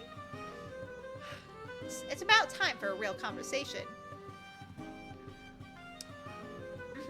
So she says, but she stays by your side instead of fleeing, bracing herself. What do you want me to do? Tell you about them? She chews on her scarred lip. You're not going to like it. And even if I want, I can't tell you too much. I only want to understand you. Sylas sighs heavily and spends a couple of seconds collecting her thoughts. When I was a child, I had many friends. Some nights we'd sleep in the temple, some nights in the streets. I'm the only one who survived. You know why? Because I don't ask questions. Scylla died because she opened the box she was supposed to deliver untouched. Leoluca had to look around the house instead of getting out of there as soon as possible. Many, many more have been killed by their curiosity. It's worthless to capture me. I don't know anything, and I'm good at what I do. I can work for the people I wrong the next day if they pay. Sylas, that's... I don't want to see pity on your face. It's your fault I had to tell you all of this. Will you ever be able to stop? Take up an honest profession? You think of the scar on the priest's lips and the one on the bravos as you look at her. I wish so bad. But I know it'll never happen. My debt runs deep. No matter how much money I give them, the number never decreases. This is such a depressing conversation, and we have this most upbeat music in the background. I'm like, game, please. And while I try to know as little as possible, You draw a face in the dust with eyes and mouth and begin tracing across on the corner of the lips. She erases the drawing immediately. stay out of it, please. You really don't want to get involved with them. Her pleas fall on deaf ears, but seeing her so distressed certainly doesn't bring you any pleasure. I will drop it. I'm sorry. Do you at least feel better after telling me? No. I do. I think I can understand you a bit better now. Really? And we got Don't approval! you see me differently now? All she did was confirm your suspicions. You shake your head. Lady of Dawn be blessed. Kitty! The cat is looking at you with a singular eye. It's a tabby! She makes kissy noises at it. She seems all too happy to forget the conversation you just had. The end of the cat's tail curls ever so slightly. Its elegant walk reveals a few more scars. This one strikes me as a fighter. Right? It's perfect. I mean, she's perfect. How do you know it's a lady cat? I don't, really. Don't want to find out either. She's like, I'm not looking at its parts. She shrugs and leans over the cat. So, miss, before I provide food and housing, I need to know, how good are your mice catching skills? The cat's tail curls again. I see. What about your general cleanliness? The feline takes a couple of steps and sits right next to Sylas. You drive a hard bargain. Very well. You're in. Sylas gently scratches the cat's chin. Are you good with names? I'd go for Lina, the felina. Girl, please. Unless you have something better. We're gonna come up with something different. And I'm gonna name it after one of my favorite followers. So give me 1 second. Yes. Can I do capitals or no? There we go. There we go. It's gonna be named Sinister because it's a fighter cat. And it's cute. I like it. What do you say? The cat doesn't even meow. Ah, a strong silent type. Mice will never hear her coming. now, how do I know I can pick her up without getting scratches all over? Yeah, good luck with that. Kai still hates it when I pick him up, and he's been with me for 3 years. How does Sylas know the cat won't flee the house at the first possible chance? We're not gonna enthrall a cat. I have respect for animals. You won't misuse the powers of the abyss on a cat. Let's bring this cutie home. You're coming, right? She looks at you without hesitation, even after you pushed her to reveal what she wasn't ready to. Don't make that face. What we talked about, it wasn't pretty, but you're right. Yeah, if we're ever gonna get married, You I do needed need to to know know. these things. I deserved it, yes. You know her deepest secret, yet have never shared yours with her. Just like you deserve to know. She forcibly shakes her head. All I deserve is my cat. Onward to the Eastern Hold. The less she knows, the better. Didn't she just tell you? Sylas picks up Sinister. It only manages a couple of steps before an offended meow turns into a hiss. Ouch! The fresh scratch on her arm isn't bleeding, but the skin is pink and raw. Straight is straight. I understand. Maybe if I come back every day, you'll trust me enough to bring you home. Don't call yourself that. If anyone's allowed to say it, it's me. You are about to part ways. A moment of silence falls between you, and you realize that your feelings for Sylas have not waned, but grown. Fuck yeah, it has! You tug at her hand and pull it closer to study the scratch. It doesn't hurt. I know. I just needed an excuse to hold your hand. Aww! She chuckles nervously. You don't need an excuse to do that. Aww! Your fingers intertwine. Her hands are not soft like yours. Her skin is tough and scarred. I wish I could see the Prime with you. Can't you spare a couple of minutes and come meet me somewhere? Literally, this whole stream is just gonna be going, "Aw," every few seconds. I don't want them to know about you. No more than they already do. Given what she has told you, it's probably for the best. You know, I had this idea in mind that I wasn't sure I should share. Oh? After the festival ends, what do you think about, you know, going back to the safe house with me? Fuck yeah! It's more spacious than just a room. But not half as fancy. She looks at you, waiting for an answer. I'd love to. Her eyes sparkle so prettily, they make your heart skip a beat. Sylas can't stop smiling, even when her cheeks are on fire. We'll have to think this through. Move stuff around. After the festival, right? Right. You can't stop smiling as well. I can't wait. Aw, she's so cute! I can't! There's still some time before she has to leave, and you decide to spend it together, basking in your shared happiness.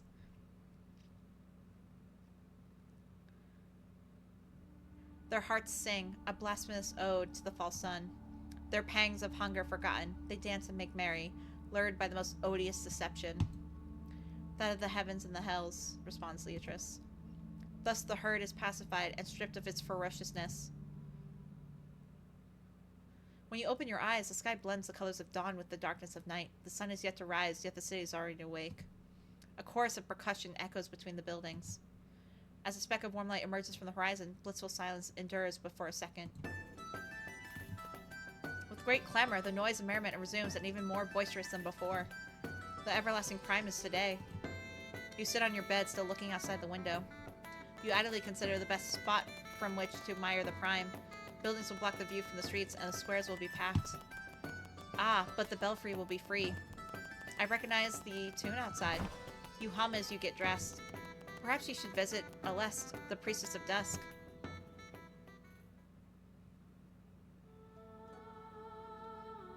The Temple of Dusk rests against the city wall, as if it in need of support. A chorus of voices comes from the inside, singing a dirge that speaks of hope in the light of the heavens. That's quite different from the song in the city. You step inside the cool gloom. The frescoes on the dome show the wizened Lady of Dusk as a smiling judge, with a scale raised up and a sword at her hip. Alessa is singing with the clerical chorus, but her beautiful voice is drowned by all the others. A pity. I'm gonna wait for the ceremony to end, because I am respectful. Sometimes. The song is repetitive, almost hypnotizing. You find yourself humming the tune, then mouthing the lyrics. Only when bells toll overhead does the song wane, replaced by a somber silence. The first people to leave are the pious commoners in attendance. Some bear the signs of weeping, of disheveled grief. Others appeared almost placid. Aleste? Leatrice, how long have you been here? Long enough to learn the lyrics. Truly, I thought you had forgotten about me. The festival took much of my attention. I wish it could take mine. She gestures towards one of the many doors that line the walls of the temple. Follow me. The walls of the inner temple have been turned dark after centuries of burning incense. How have you been? I hate how slow the drawl of her voice is. I'm so sorry. I'm sorry, Aleste. You're beautiful. You're gorgeous, but I wish your voice wasn't so slow. Quite well. Thank you for asking. It's so strange to hear the difference between this you and the old you. Ask her how she's been doing. Me? I'm still easing into my duties, learning as I go. A warm smile curves her lips. Thank you for asking. She studies her face for a moment. This must feel unfair to you. Me, knowing myself and who you used to be, and you, to whom I am a stranger. Are you a stranger to yourself also? I don't know. I could tell you if you'd like. But I should warn you, you might not like what you'll discover. Probably not. You know, you are the first kindred face I have seen ever since I left my house. I can hardly believe it myself. You, a kindred face. But you act nothing like she did. Tell me about yourself. I don't care about who I was. I mean, it's not me, it's this body. It's only fair you allow me to know you. She hums. Very well. Just as you have turned a new leaf, so have I. We were both nobles. Correct. You from House Legrande, the youngest of 11. Legrande. And I from House Okay. Fidelio, second of 6. We tolerated each other and frequented the same salons. Until I took my husband's hand in marriage. Instead of looking at you, her eyes pierce through you, caught in memories. They fill with tears as she falls silent. A single shadow crawls up the mourning shawl on her shoulder to collect one of her tears. I'm sorry for your loss. It has been almost a year. Lady of Dusk, aid me. Aw. She takes a deep breath to steel herself. Now I am a servant of Dusk and a hypocrite. For I seek to comfort those overcome by grief when I am still grieving myself. Grieving is not something that can be driven away. Once there, it'll always be there. Dimmer, less painful. But As if we still know aching. anything about that, because we don't know loss yet. Seeing you wax poetic is bizarre, to say the least. It's working. She musters a smile. And clearly I have much work to do still. If the mere mention of him brings me to tears, you must be curious about who you were too, before your memory loss. We were never close. We simply tolerated each other like all well-bred nobles do. You commanded the term salons well-bred. we both attended with gross. the name of Legrande on your lips and your eccentricities. Her eyebrows form a knot. That is what everybody called them, eccentricities. But that is not what they were. They let you indulge without raising a finger, and that includes me. Nobody wanted to incur the ire of a Legrande. If mine, if hers, were not eccentricities, what were they then? Cruelty.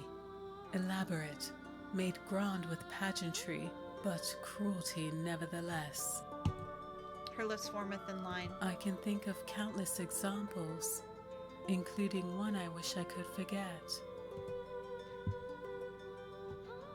I'm curious. It's not gonna be good. This is gonna be awful. Sensing your interest, Aleste sighs and continues. We were enjoying a game of cards once. I think it was at your estate. It was you, me, the Aquila siblings, and one of the DeLucho wives. Those names mean nothing to you, but Alessa carries on almost as if she expects you to remember who these people are. We were tallying the score when a servant burst into the room and bowed so deeply I could see the nape of her neck. She whispered something in your ear and you commanded everyone to stop the game. And you did? You were the host. Of course we did. Another servant walked in, pale as a ghost, shaking like a leaf.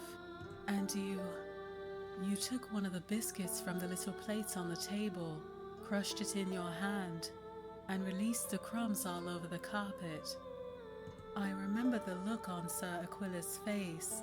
He had seen you do that before. That is awful. From her hushed tone, you guess the story will turn much worse. I'll let her continue. And I will never forget what you said to that poor servant.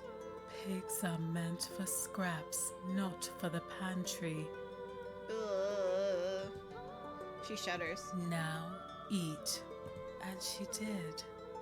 The poor thing dropped to her knees and began eating the crumbs from the carpet through the tears. All that dust, the hair, ugh!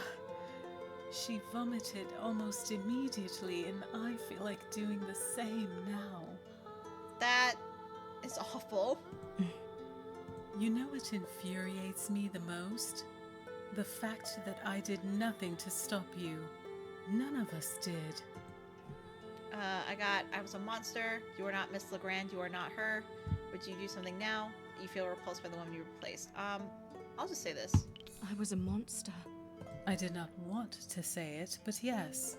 I feel like that's the only appropriate thing, because while we're not her, no one else knows that. We have her body.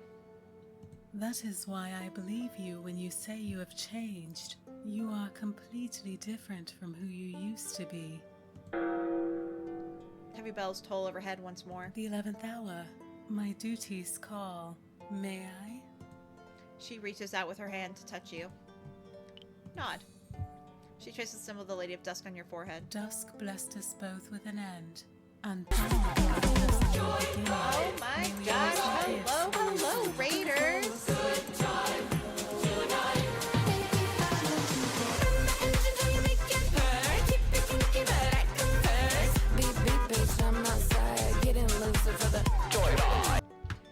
Welcome. Thank you, Asha. How are you? How was stream? How have you been? It's been a minute since we last chatted, so I hope you've been well. I would ask what you streamed, but I think I know the answer. Hi, Jason. How are you? Welcome in, Raiders. Give me 1 sec, because I can't type and talk at the same time, and I want to make sure that I do not forget Asha's deserving shout out, because they are amazing. All right, did I type that right? I typed that right. Perfect. I'm glad you're doing all right. Yeah, Spyro, right? Sorry, I'm blanking on words.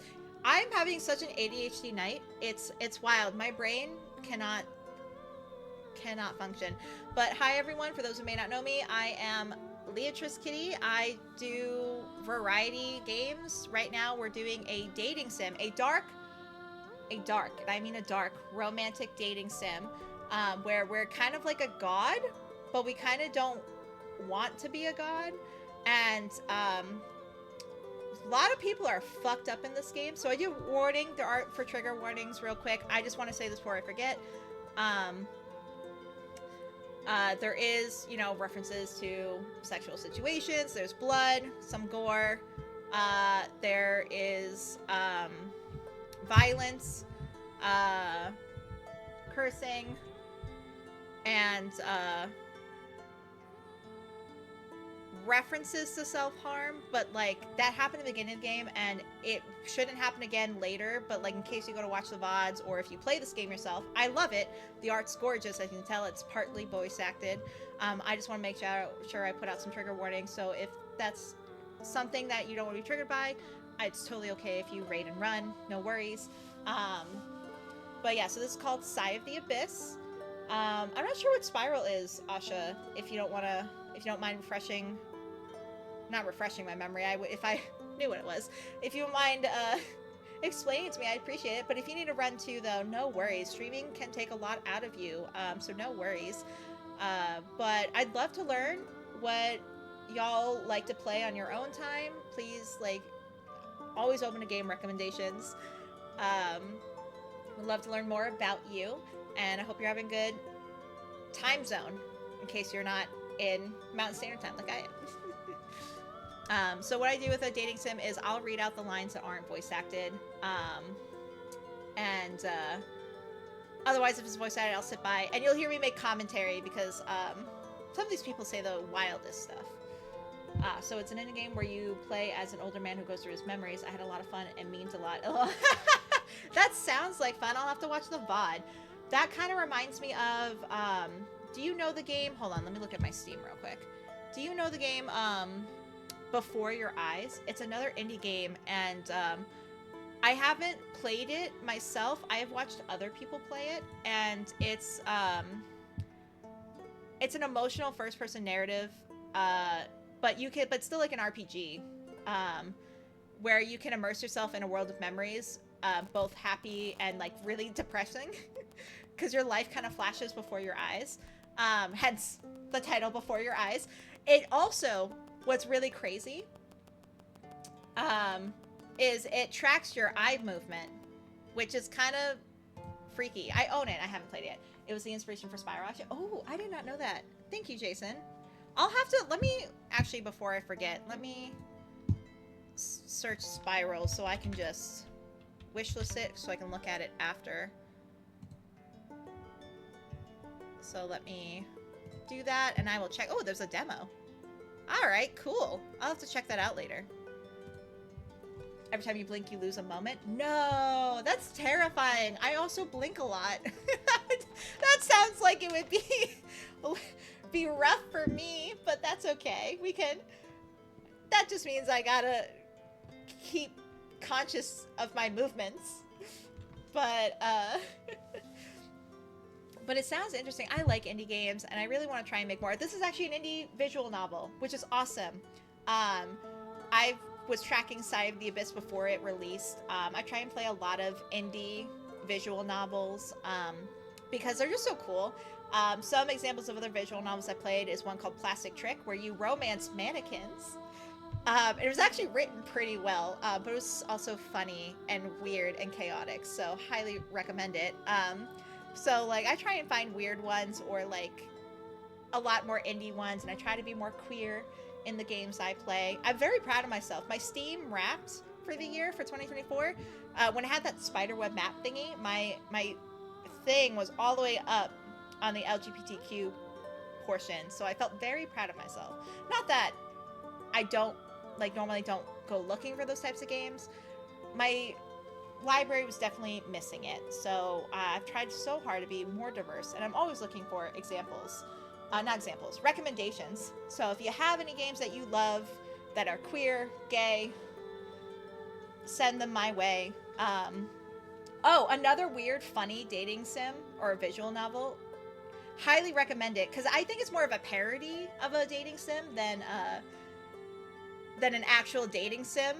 But it's called Dream Daddy, and you play as a dad who romances other dads, and it is funny as fuck. So, highly recommend it. It's also an indie game. It's really cute. Indie games need the exposure so bad, so I thank you in all of our name. Aw! I appreciate that. I try really hard. I follow the Indie Showcase, like, on both, I think they're both on Twitter and Blue Sky. So I've been watching them. I have a bunch of other, like, indie dating sims that aren't out yet. They're on my wish list. My wish list is literally, I'd say, 80% indie games right now and, like, 20% other of, like, major stuff. So I'm trying. I'm slowly getting through them. But yeah, no, indie games are so important. Those game devs give so much love. I've personally, so my favorite dating sims are from this very, very small indie studio called Nochi Studios. It's literally just 3 women, 3 amazing women, and I support them. They have come into my, when I stream their games, they come into my streams, and it literally makes me want to cry every time, because I appreciate so much, and I adore them so much. They're good people, and their games are amazing, so I will always buy a game from them. Have I heard of the Gagwakaga? I'm so sorry if I am mispronouncing that. I probably am. I will say this right now. I was a chronic reader when I was a child, but I didn't speak what I read, so I can't properly pronounce words. But I have not heard of that, Jason.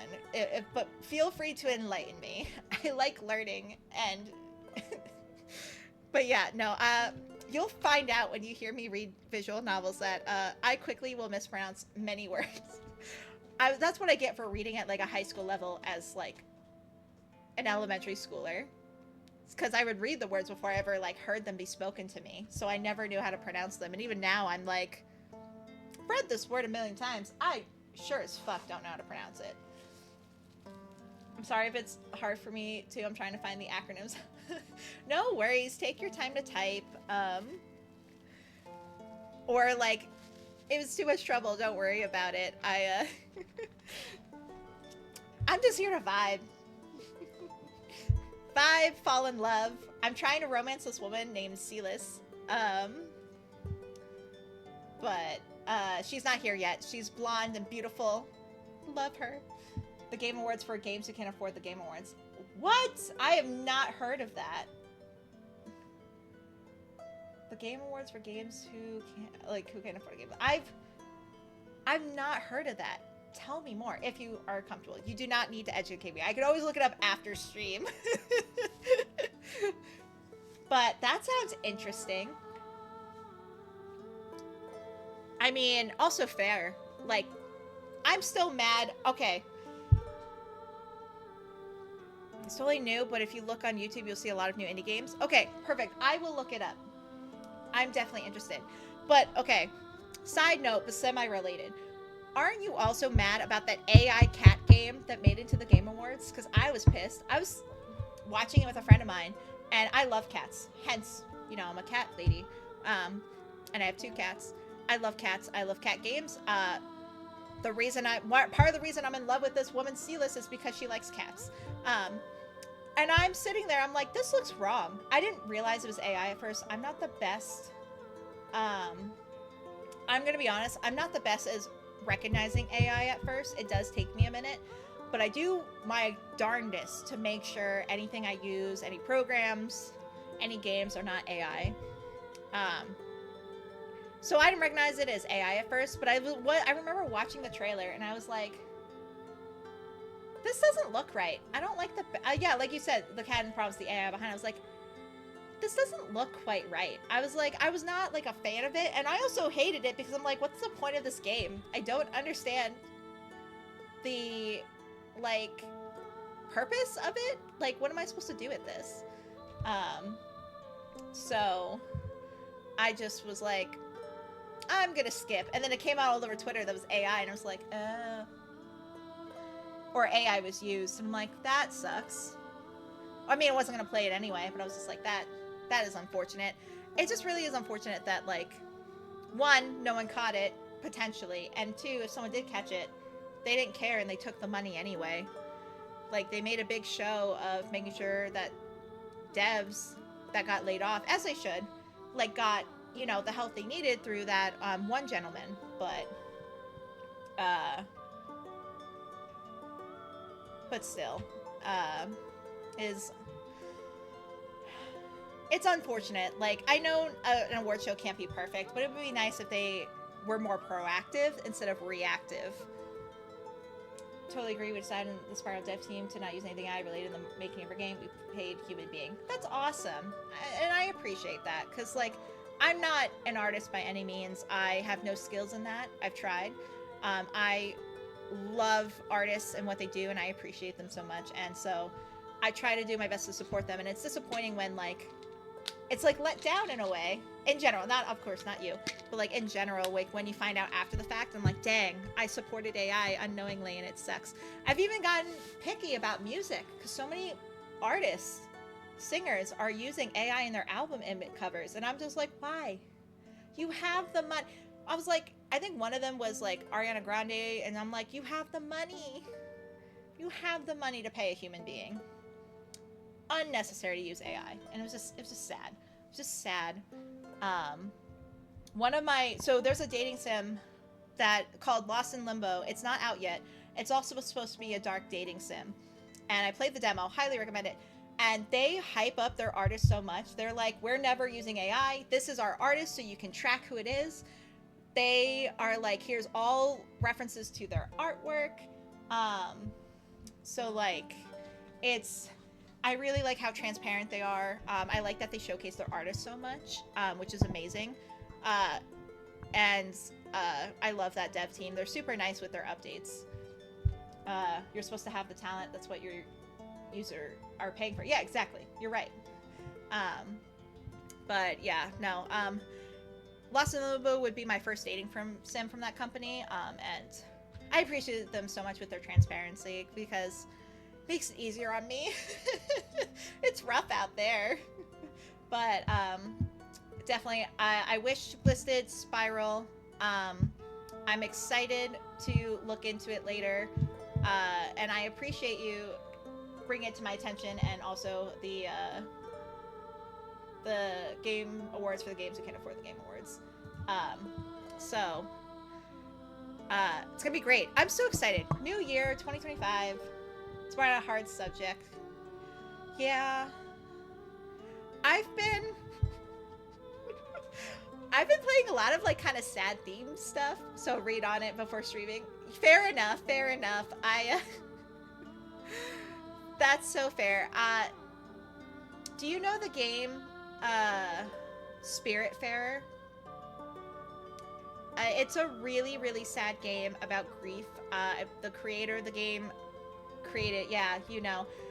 I didn't stream it, thankfully, because I cried. Oh, wow. That's a small world, man. But yeah, I cried during that game. It was a beautiful game. I love that game. I shout that game from the rooftops. I 100% cried while playing it. You're from the same region? Ah, gotcha. Yeah, no, I 1000% cried. Full on sobbing. Snotty tissues and everything. Playing that game. It was beautiful. Absolutely beautiful. So, I don't mind sad games, but yeah, I do appreciate the warning. Not afraid to cry on stream, especially because I have a VTuber model. In a few places, you might find the boat of Spiritfarer in it even. No! Really? Oh my god, that's exciting. You pretty much just guarantee that I'll buy it. I love Spiritfarer so much. One of my favorite games. Actually, you know what? I'm due for a replay. I don't know if I'm ready to cry and stream, though. We'll see. Maybe because I played it already, I won't feel as sad. Which is a lie I'm telling myself now. But, oh, that's cool. Oh my god, I love Easter eggs like that. I'm so excited. That is exciting. I was gonna say something else and then I blanked. Because it's a wonderfully made game. I gotta hand it to devs for any you know company, but especially indie devs. You all put your blood, sweat, and tears into it. Yes, it's a BTS reference. I don't care. And I feel like I feel it when playing the games, but they got picked up by the Netflix app thingy and they skyrocketed. Really? I didn't realize it got picked up by Netflix. It was a fellow streamer of mine and ex-roommate. They put me onto Spiritfarer, and they were when I lived with them, I played it, and I remember them standing outside my door peeking and being like, I hear you crying, are you at XYZ part yet? And I'm like, yes. I'm sobbing. Oh, that's awesome that Netflix picked them up. But that's really cool. They deserve it. I mean, I hope a lot more indie games get showcased a lot more. I follow like when Steam has their like indie showcase sale and their demo like event. Oh my god, did I download so many demos? Sinister is I think lurking or has popped out a stream, but he will tell you that I had a series like for like a whole month. I was doing like a Sunday demo day and I was just playing demos from indie games. Mainly, of course, dating sims because I am a simp. I literally have a medal that says #1 simp on it. It came free with the purchase. I didn't buy it for myself. I did not self-title myself. Sinister thinks I'm lying, but I am a simper. So it was mostly dating sim demos, but they were all indie games. So you know what? You know what? Still, I'm helping society. I'm helping indie developers. But yeah, no, I am 100% a simper. I will simp in games that have no romance involved whatsoever. So you should have seen me when I played Mass Effect, and and Garrus was on screen whenever he was on screen. Yeah, I I promise I'm respectable for the most part. I'm not a creeper, but I like to have fun, and I love wonderfully written characters. I can actually deal with not the greatest story if the characters are really nice. I'm sure you are. Jason, you're like, who did Asha raid into? Why are they friends? I don't understand. You're like, this person's weird. But yeah, no. So that's a little bit about me. And do you have you developed any other games, or are there any games you like to play? Enough about me being a simp, because that's I have some form of embarrassment. I'm kidding. But I'd love to learn more about you if you're willing to talk about it. If you feel like lurking too, feel free to ignore me chatting with you. I love lurkers. Follows are anonymous for that reason. I adore all lurkers. Sorry, one of my cat's name is Lua, and she came up for cuddles. Alright, you gotta go down, ma'am, because I actually need hands for stream today. Love you. Worked with a lot of different teams, Frontier, UK, and other companies that will not be named. Fair enough, fair enough. It's awesome, though. I hope some of it was, like... I hope a majority of the time was fun. There's some form of enjoyment involved. Have you been, working in the industry for very long? But Folklore Games called me right before the release, and I was hooked on the project. Ooh, fun. Some things are just like, that grab you immediately.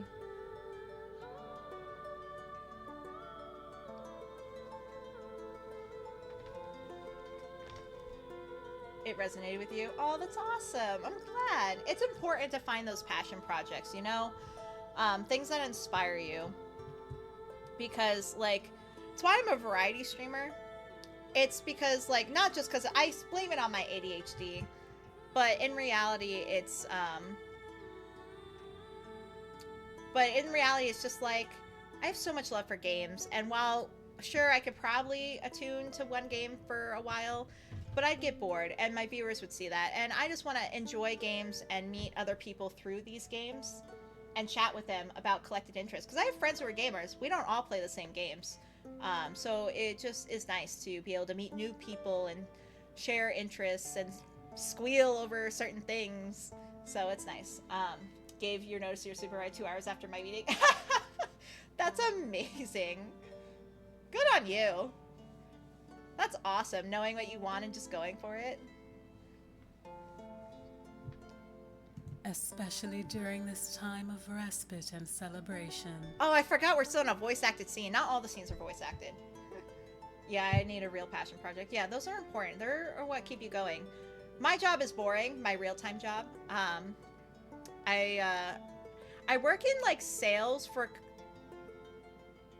like, not for pharmaceuticals, but for, like, discount programs for medications. And so, like, it can be really hard going to doctor's offices every day. So, like, I plan it for, like, my favorite offices. Like, tomorrow is Friday, so I'm like, I'm gonna choose a route where it's only my favorite offices that I'm passionate about, because I love the people at the desk. So I'm gonna go to Dunkin' tomorrow morning, get a bunch of munchkins, and just hand out donuts to every office tomorrow. It's hard to... it's hard to find passion in my job a bit, but I enjoy the people. Yeah, exactly. Spread the love. They make my day easier when they don't, because like some offices, not every office is bad, and all the people I meet are pretty great, pretty nice, but they sometimes like they're a little standoffish, and so I get anxious because I have anxiety. So I try to like, if I'm feeling stressed or I'm feeling a little down, like today was a little bit of a shit show, but that's okay. I'm here. I'm queer. It's a magical stream tonight, and so I was like, tomorrow's gonna be my favorite people, and I'm gonna bring them donuts, and we're all gonna be happy. What am I bringing them again? I'm bringing them, I decided on munchkins, because I was like, I could bring in like a dozen donuts, but like, some of the offices are a little bit bigger, and they may not want something big and filling, because I know they're on their feet all day, so I was like, let me get them some munchkins. I'm gonna get all 50 counts, because I'm not giving them no 25 count. They're all gonna get 50 count. It's the weekend before Christmas. And luckily, my boss pays for it, so my company pays for it, so it's not out of my pocket. So yeah, I'm just gonna bring them a bunch of munchkins. I'm gonna bring them to each office I go to tomorrow. Especially because and what's great is my company's been like, Beatrice, please use your budget. You were trying to see if I was from Canada? No, I am a U.S. born and bred girly. Never been to Canada. I've always wanted to go. One of my sister-in-laws is Canadian resident, and my brother is now a dual citizenship because of her. So I know a bit, but would have been Timbits. Don't know what that is. I'll have to keep that in mind for when I eventually visit. I should. I always wanted to go, but nah. U.S. girly in the desert, Arizona. Yeah, small donuts. Hey, they're easy to handle. No icing everywhere. And they're less filling, you know? Because, like, they all say they want to be healthy, but what's the temperature? So, there's like 5 million temperatures, but, so it's winter for us right now, but, like, winter for us is literally, I'd say, like, 40 degrees in the early morning, but then it's, like, 80 degrees by 2 p.m. So, it's, like, warm. It's, like, people like to joke that it's winter in the morning. Like, oh, no. I love answering questions. Bombard me all you want. I'm a yapper. I will not shut the fuck up unless you probably tell me to and just be like, Leah, please just play the game. Please, I beg you. But yeah, no, so right now it's around that, but summer lasts a long time here. So summer is literally from like May to November. So we have, this year was mostly like 115 degrees every day.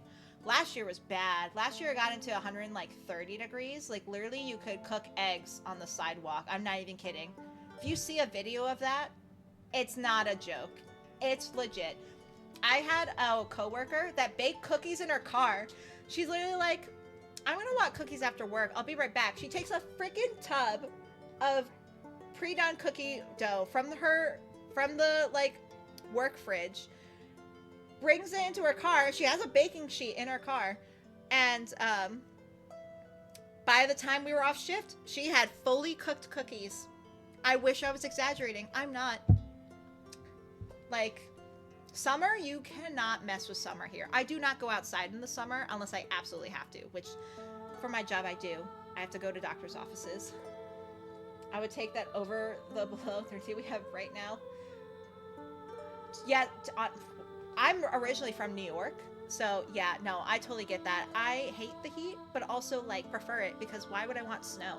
I don't get snow right now. It's 12 right now? Shit. I'm so sorry. Telepathically sending you some of our heat. Yeah, that's rough. I'm so glad I don't have to deal with that. I don't have to deal with frost. I don't have to deal with snow. I mean, there's snow in northern Arizona, but I am not there. So, no worries. I'm going down to Florida after Christmas. Nice! I hope you have fun. I have family in Florida, but at this point, who doesn't in the U.S.? gonna soak up the heat. As you should. Be careful though, it is humid there. It is very humid. Not like the dry heat I have. So be prepared to be soaked in sweat. But I'm sure, again, still better than the 12 degrees you have right now. In January, it's not that bad. True, true. Humidity is not as bad in winter times, but it's still there. Every time I travel to New York, my hair automatically just gets frizzy. And I'm just like, dang, humidity. Just a heads up, we have ads starting in like 30 seconds. I cannot snooze them anymore. I do 3-minute ads every hour because I actually get sick playing video games, fun fact. Not usually dating sims, but if I'm doing like a movement, like RPG or something, I get sick sometimes playing games. And so a 3-minute break away from the screen helps me not pass out. Fun fact. So I do 3 minutes every hour just to help with that. Please use the time to get some water, stretch, eat some food. If you can't stay for the break, that's totally okay. I appreciate you being here in general, but I just want to quickly explain so you're not like, where did she go? But yeah, so now ads are going to start any second, so I'm just going to go ahead and BRB. Please take care of yourself. Be kind. Hi, Barbie. Hi, Barbie. Thank you for the follow. I appreciate you. What a way to go to break. Oh my gosh, what a high. But anyway, let me BRB so that you don't miss a thing. Not that we're actually playing a game at this point. And we'll be back soon, okay? Love you, miss you, and I will be back.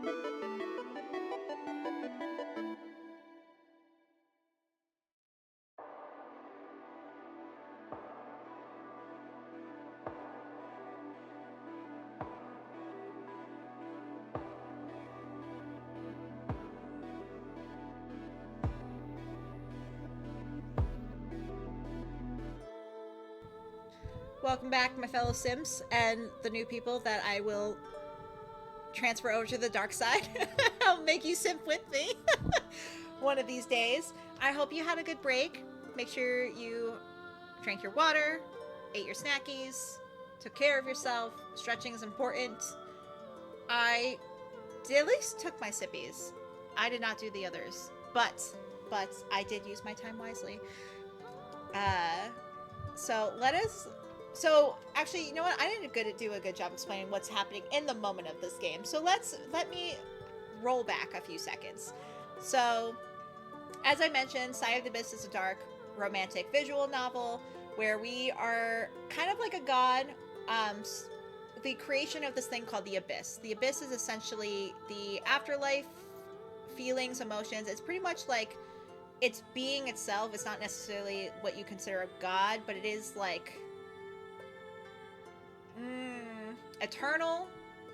It's like it's the afterlife, I would say, is the easiest way to explain it. So we are born from it. We have no memories. We took in this host body, which is why we're talking to Celeste, because she apparently knew the owner of this body before they.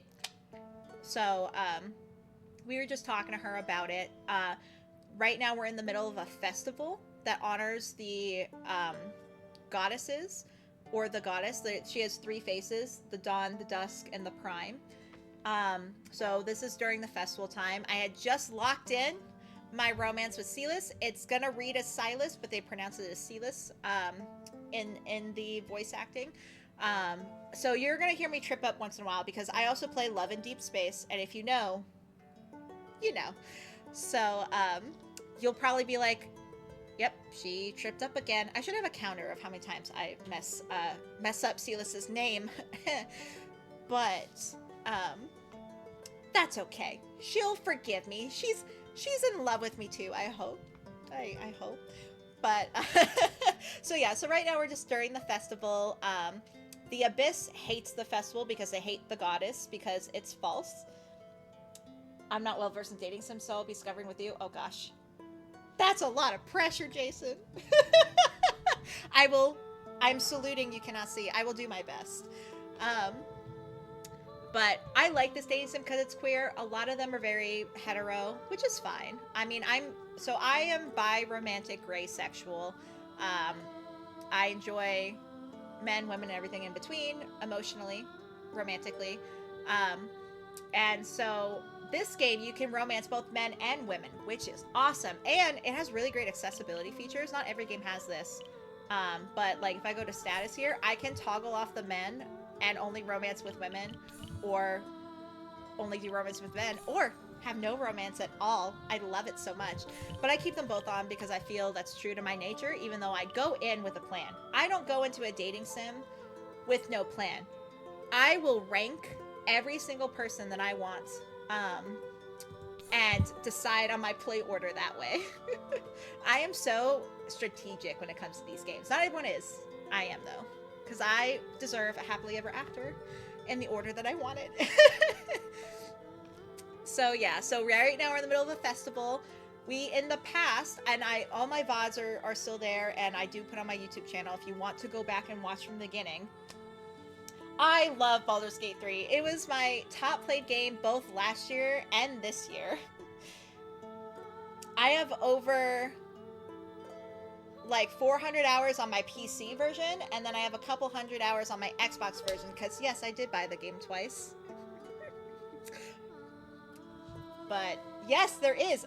Astarion is my favorite romance there, but I love Lae'zel's romance too. Oh my god, and Karlax.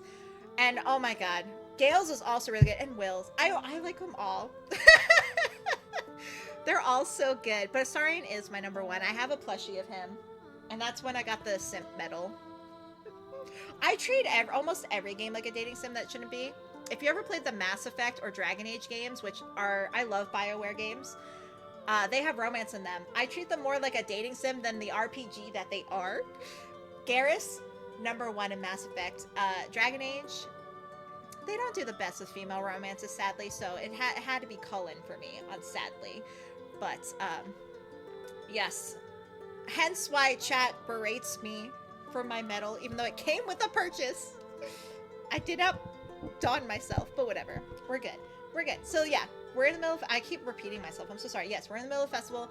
We have been going around solving mysteries, kind of. Like, there was a farmhand people in a specific area that were, like, dying of some sort of poison. We just resolved that. We had issues with sailors having mysterious dreams that were killing them. That involved a siren, so that was fun. That was a couple streams ago. So we've been going around dealing with these mysteries. We also have a mystery right now called, we're trying to find, so we're called, what's called an envoy. We are a being of the abyss, a god of the abyss. They call it, the abyss refers to us as envoys. We know of 2 other envoys, Alphion, who's romanceable, and then Autry, who's not. And there's a 4th envoy. There's always 4 envoys at a time. We don't know who the 4th one is, and the 4th one is the reason the goddess exists. They created this fake religion, so they are in rebellion of the abyss. And we don't know who that is, and the abyss wants us to find them and put a stop to them and put a stop to this goddess nonsense, which we don't like because the religion seems to help people. Obviously, I have my own views on religion outside of this game. I'm not going to talk on that. In this context of this game, it seems good. I don't really care about that aspect. All I care is making sure I get my HEA, happily ever after. There's an acronym for you. But we don't know who this 4th envoy is. So I'm hoping, I don't think we'll find out this stream. I'm hoping next stream on Sunday, we will find out who this person is. Oh, no religious talk. So, I don't want to depress people, but if you want to know, long story short, I was raised Catholic. I am not Catholic. Anti-religious. I will stand on my soapbox. I'm pagan, also, if that brings any light to how much I hate organized religion.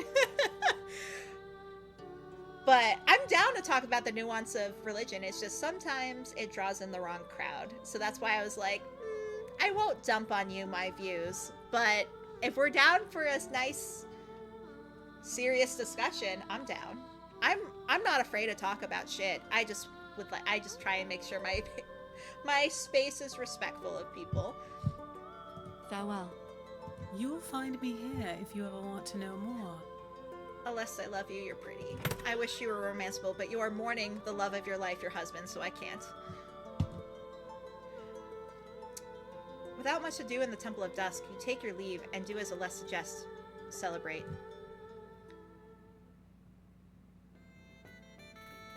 And also, isn't the art gorgeous in this game? I love it.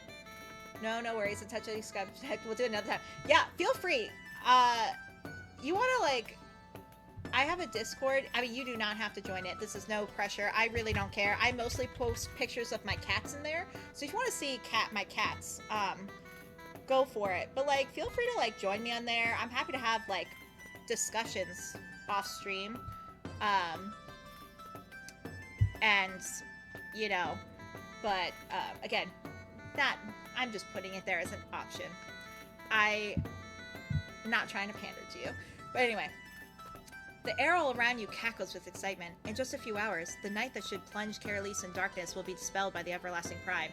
That's the main event of this festival. Prime is one of the 3 faces of the goddesses. Yes, I try. I'm telling you, I care about my viewers. I love my community. I make sure it's verified.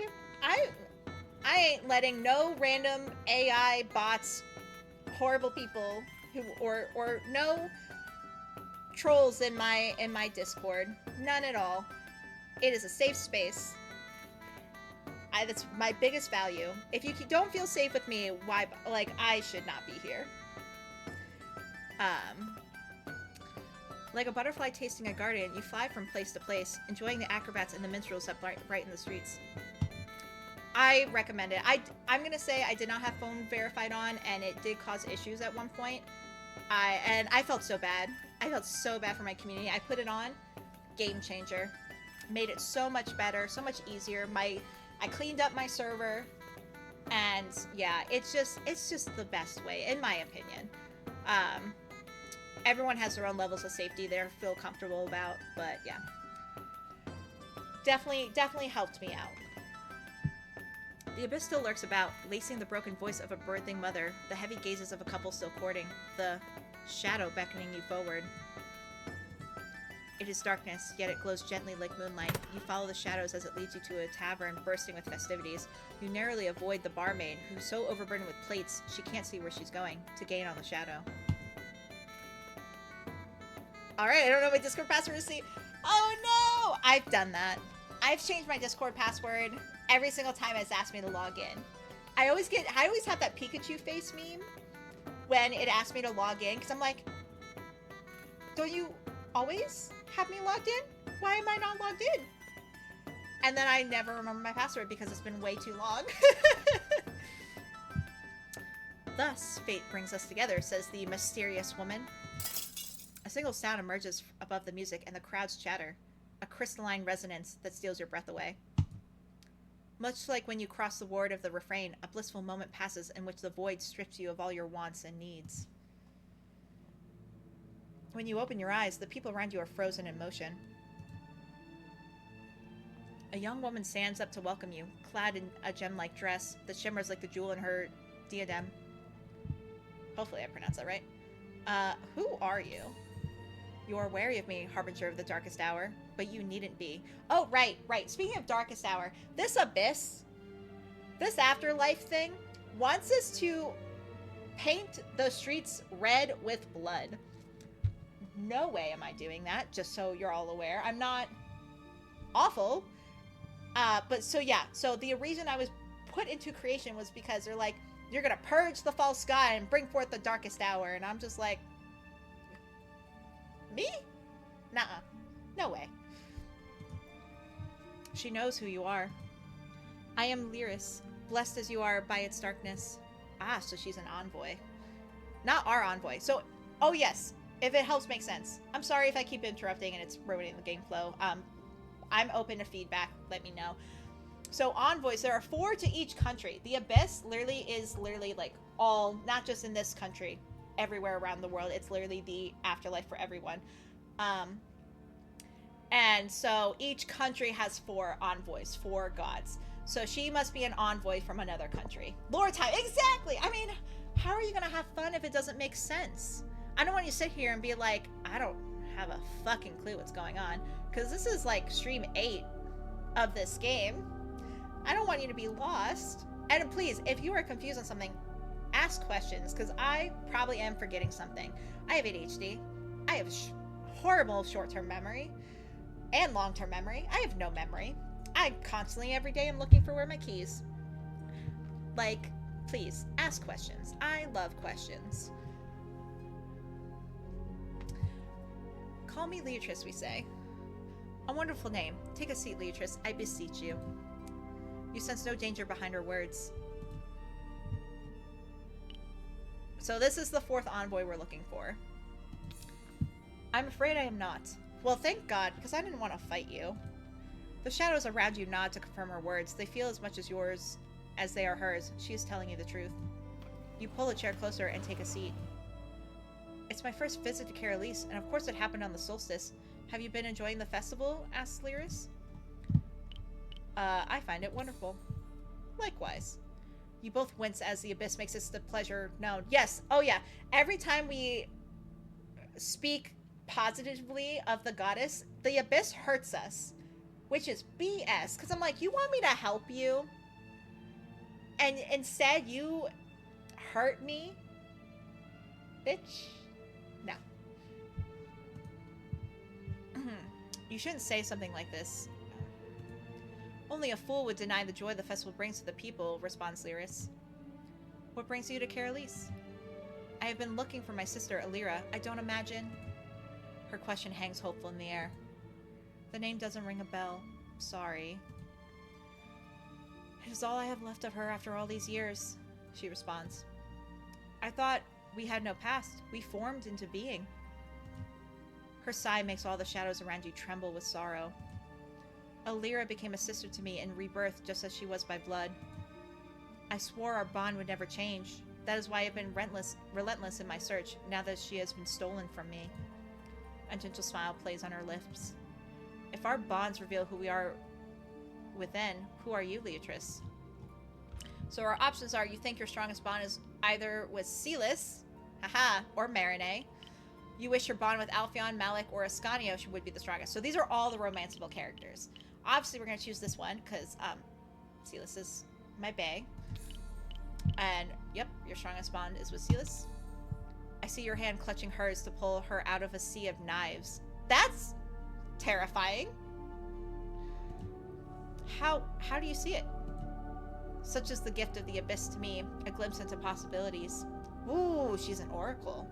Yes, and all our gifts are slightly different too, which is pretty cool. Though we all do have some overlapping. So all of us can control shadows. All of us can kind of like mind control people a little bit. Well, at least me and Alphion. I don't think Autry, who's the other envoy, can do that. But I have messed with a few minds. Teehee. 'Tis but a glimpse, however. In futures unknown, actions resonate in unforeseen ways, she continues. She reveals in her palm a crystal polished to a mirror.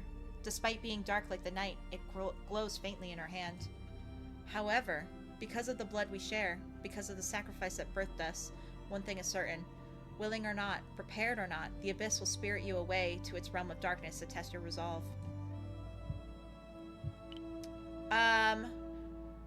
So Sylas is obviously mortal. We're immortal at this point. I don't see how I could have a happily ever after with her if I choose to remain an envoy and immortal. So we're going to say mortality does have its appeal. There is always another way, responds Lyris.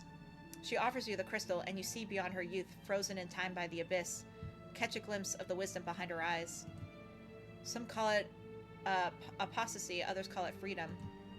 You think of Alphion, blessed as he is by the abyss, yet a stranger to its orders. Oh yeah, Alphion is an envoy, but he straight up ignores the abyss. He's just like, bitch, I'm not listening to anything you say. So the abyss is not happy with him whatsoever. I don't know if you'll meet him now that since I'm not romancing him, because he was in earlier in the game, but we're past the point of no return for who we're in love with, so we'll find out. The crystal captures all the light around it to emit its own. What does this do? Nothing, unless you want it to. You will know when you are ready, she responds. I'm gonna accept it, because pretty lady gives me shiny thing. Thank you, I respond. She places the crystal in your palm and closes your fingers around it. You feel it for a moment, solid against your grasp, then it disappears. A playful smile brightens her eyes. I notice you do not have a way to store it. Allow me some parting words before my search continues. Behind the serpent's whisper and the traitor's smile lies centuries of guile. Within the realm of splendor, where shadows dance, the prodigal one will have their chance. The prodigal... Farewell, she interrupts. All around you, reality shatters like a mirror. Its fragrance crumbled to dust, revealing the most exquisite nothingness behind. Then the music invades your ears, and so does the chatter, the laughter. Stuffy and over capacity, the tavern smells like sweetened wine. Lyris is gone, but you still feel in your palm the polished edges of the crystal she left in your possession. Thank you again.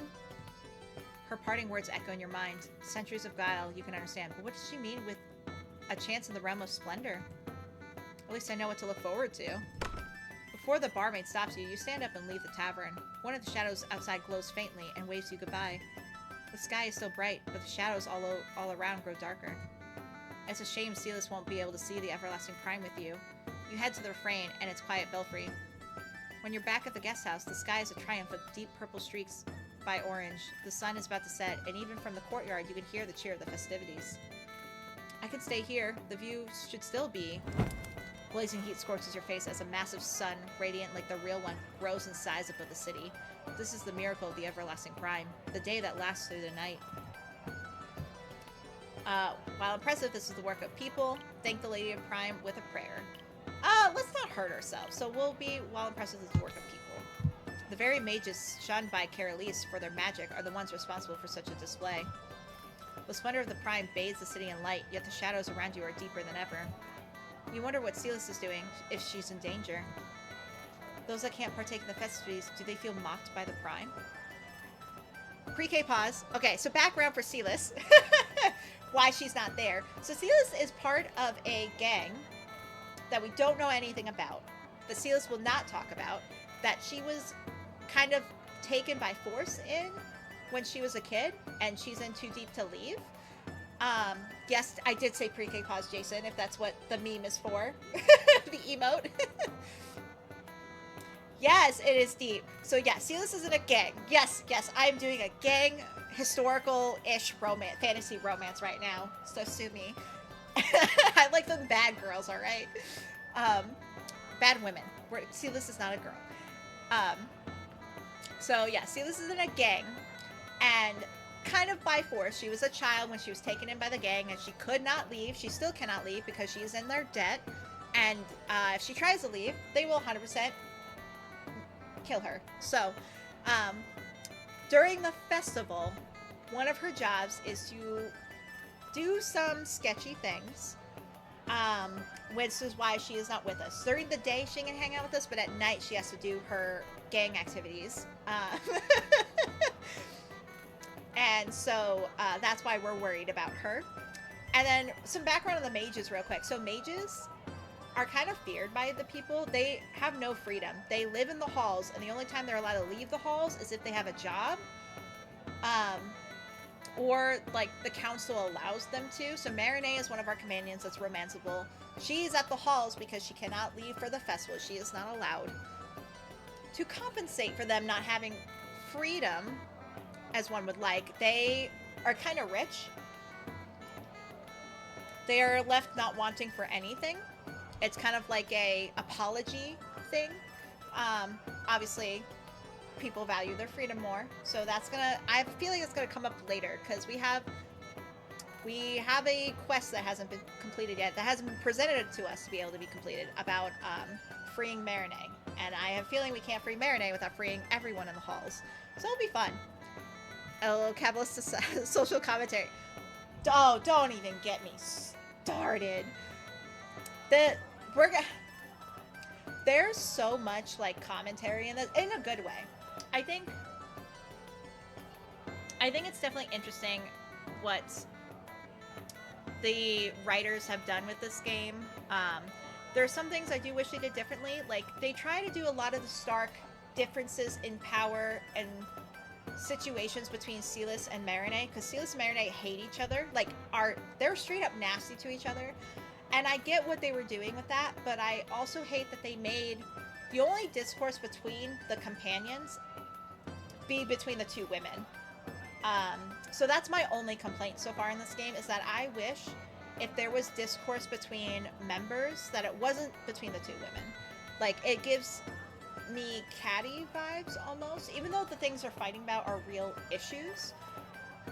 It's just, I don't know. I just see it a lot in games, and I just wish they didn't have to like each other, but I wish they respected each other more, or were more respectful in their differences.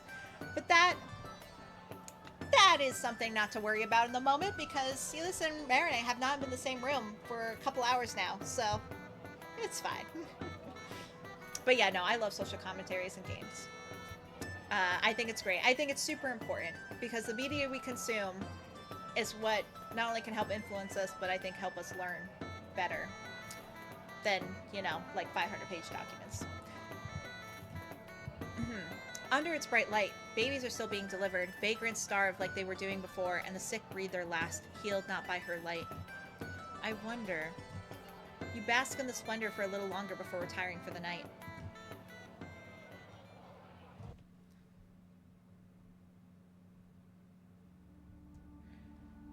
So, this scene is the Abyss talking to us. So whenever you see this purple background and us apparently shirtless, we are in the Abyss, and they are talking to us.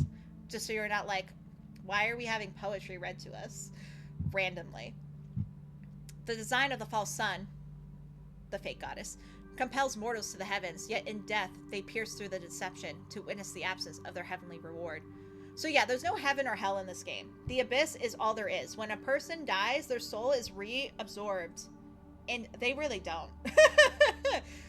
The soul is absorbed back into the abyss. Or we can consume souls ourselves, offered willingly. We cannot just consume a soul willy-nilly.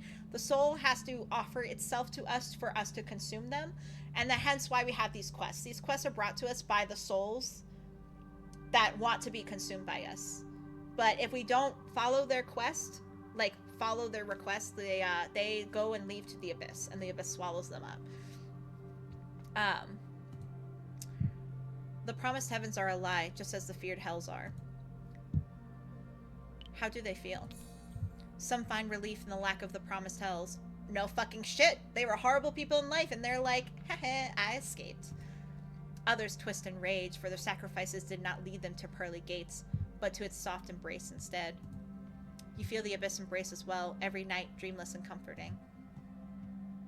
It's not fair. The more you think about it, the more you disagree with the abyss's lack of judgment. Our options are, why do you not punish and reward those that deserve it? Why does the innocent suffer the same fate as their perpetrator? I'm gonna go with the second one. That feels a little bit harsher. Your question is met with silence. Of course the abyss doesn't fucking answer. They like to talk in... I don't even know what pronouns to give the abyss. The abyss does not like to speak plainly or answer questions. It is allergic to them. Heavy bells toll in the distance. I much prefer them to the drums of yesterday. You throw a glance outside of your window. The everlasting prime and its fiery warmth are gone, replaced by the distant sun on the horizon's edge. Your morning habits are now second nature. You take the last sip of your tsane and look out the window.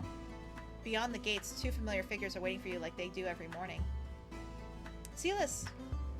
This is the love of my life. This is the woman I am simping after. Just so y'all are aware. Look how gorgeous she is. You walk out of the refrain as briskly as you can. When Sylas sees you, she jumps up and runs towards you. Beatrice! Your hands meet, your smiles mirror each other. I swear I felt you next to me when I was watching the Everlasting Prime. You are so glad to see as she has no scratches or bruises. Someone behind Sylas clears her throat. Ah, and this is Marinée, the other romanceable woman. I was trying to romance her first. Sylas kind of stole my heart at some point, accidentally. I was in for a little bit before we solidified my romance with Sylas. Thank you! Oh, I have taste. What a compliment. Thank you. I was trying to romance Marinée first, but then Sylas kind of like sniped me. And then for a while we were kind of in an awkward love triangle, but now that I've confirmed with Sylas, I don't have to worry about romancing Marinée. we have confirmed, we have locked in. There's no going back. See, she's even encouraging us too. Fuck yeah, Marinée. How wonderful to see you so close with each other. It's Marinée. You haven't seen her in a while. Sylas rolls her eyes. Don't make that face. I mean it, says Marinée. Unfortunately, Sylas, I am here to pry Beatrice away from your claws. What claws? And why do you need to pry her away? She asks. Nessa requested her presence. Sylas tugs at your arm to pull you closer and whisper in your ear. Do you mind if I take a nap in your room? Not at all, I respond. You didn't forget what we talked about, right? You moving back in with me? Right, Sylas asked me to move in with her. But we can talk about it when you come back. She stands on her tiptoes to press her nose against you. Cat, I can't read screen. You can feel the warmth radiating from her cheeks. I'll see you later.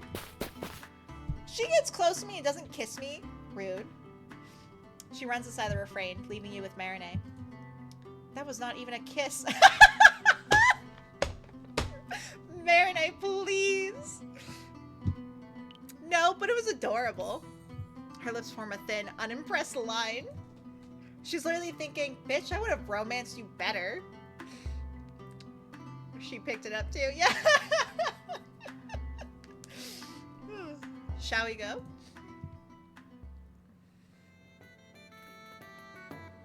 Isn't the city beautiful during the festival? We asked. Its beauty grows just as its cruelty does. Okay. You're not wrong, but okay. And that she is right. While the everlasting prime shines brightly in the sky, the sick do not stop suffering. Shelter is still insufficient for all the vagrants of the city, and while food might be free now, it won't be at the end of the festivities. Is it not cruel? I'm gonna say it gives them hope, which I think it kind of does, I hope. I'm trying to be positive, optimistic. A brief spark of it, yes, promptly taken away, Marinette responds. Someone, anyone, please help, cries a desperate woman. One of my favorite things in dating sims is the names of NPCs, because none of them get names. They just get called adjectives. That's great. There's a commotion ahead of you. People gathered around a bridge, the desperate cries of a woman. A figure thrashes in the canal, struggling against the current. It's a drowning in the making. Without thinking, Marinette raises an arm with the poise of a dancer, much like you saw her do on the ship. I can't. Oh, right. Pre-K pause again. So, mages are not allowed to use magic. Big magic. They can use small magic, like they can light candles with their magic, warm up water with their magic, whatever. They are not allowed to use big magic. If they do, the warden comes after them. The scary masked figure comes after them, hooded figure, comes after them, takes them back to the halls, and they, I guess, suffer a punishment. I don't know what kind of punishment. Marinette in the beginning of the game got speared away by the warden. Pre-K pause gets you every time. Blame Cece for that, Sinister. Cece taught me that because fun fact. So Sea Critters is a fellow streamer. They are on hiatus. I love them so much. We are besties in real life, and we actually work together. Not in my current job, at my previous job. And they were my manager, and so they would always pre-K pause when training, and so it stuck with me. It stuck with me, and so now blame the hazard on Cece. Yes, Cece is a sweetheart. I love them. They are the platonic love of my life. I will not simp for anyone harder in real life than Cece. Platonically. Making sure y'all know that. But yeah, so pre-K pause is a learned trait, a learned habit. Anyway, what was I saying? Oh yeah, so basically they can't do big magic. So she is not allowed, Marinette is not allowed to shave the person from drowning because that requires quote unquote big magic. And so that's why she is crying and not able to help. However, the abyss magic, so the mage's magic is different from magic from the abyss. So our godly abyss magic is not watched by the halls, by the warden. So, we can do whatever the fuck we want. You can jump in and save her the good old way, no? Please, you think Marinette could swim, Jason? Look at this. I mean, look at her. She's an accomplished woman. She has not been in water outside of a bath in her life. But we can help them. Her trembling hand turns into a fist that falls to her side. I can't. She is bound to the rules of the halls, unable to use her magic to help, lest she wants to be once again at the mercy of the warden. You, however, are free to act. Yes, I am. You can't tell my godly self what to do. So, we have three options. We can make more capable people handle it. We can mind control people. We can let the shadows save the person drowning, so use our magic. Or jump in the canal to the rescue. I'm going to go in the old-fashioned way, because why scare a bunch of people? Because most people... Can accomplished women not swim, LOL? I mean, what I meant to say was, as much as Marinette is accomplished, she has not been in a body of water. Yes, I am going to jump in. Thank you, Jason. You slide the cloak off your back and leave it on the street. Splish. The water is warmer than you imagined. A small figure is fighting the waves, desperately trying to kick their way to the surface. Oh! Sorry, pre-K pause again, real quick. So, because we are not human, even though we did possess a human corpse in a way, the abyss changed us, so we are not human. We do not need to eat. We do not tire. And of course we have our abyss magic. We do sleep though, which is weird. I don't know why we're not. Oh, and we're barren. Learned that earlier in the game. So, fun facts. You grab the child by the waist, ignoring the kicks on your stomach, and swim to the bank. It's a little girl, racked with fear, hacking and coughing. Not a moment later, her mother is at her side. Through the tears, with a broken voice, they both thank you.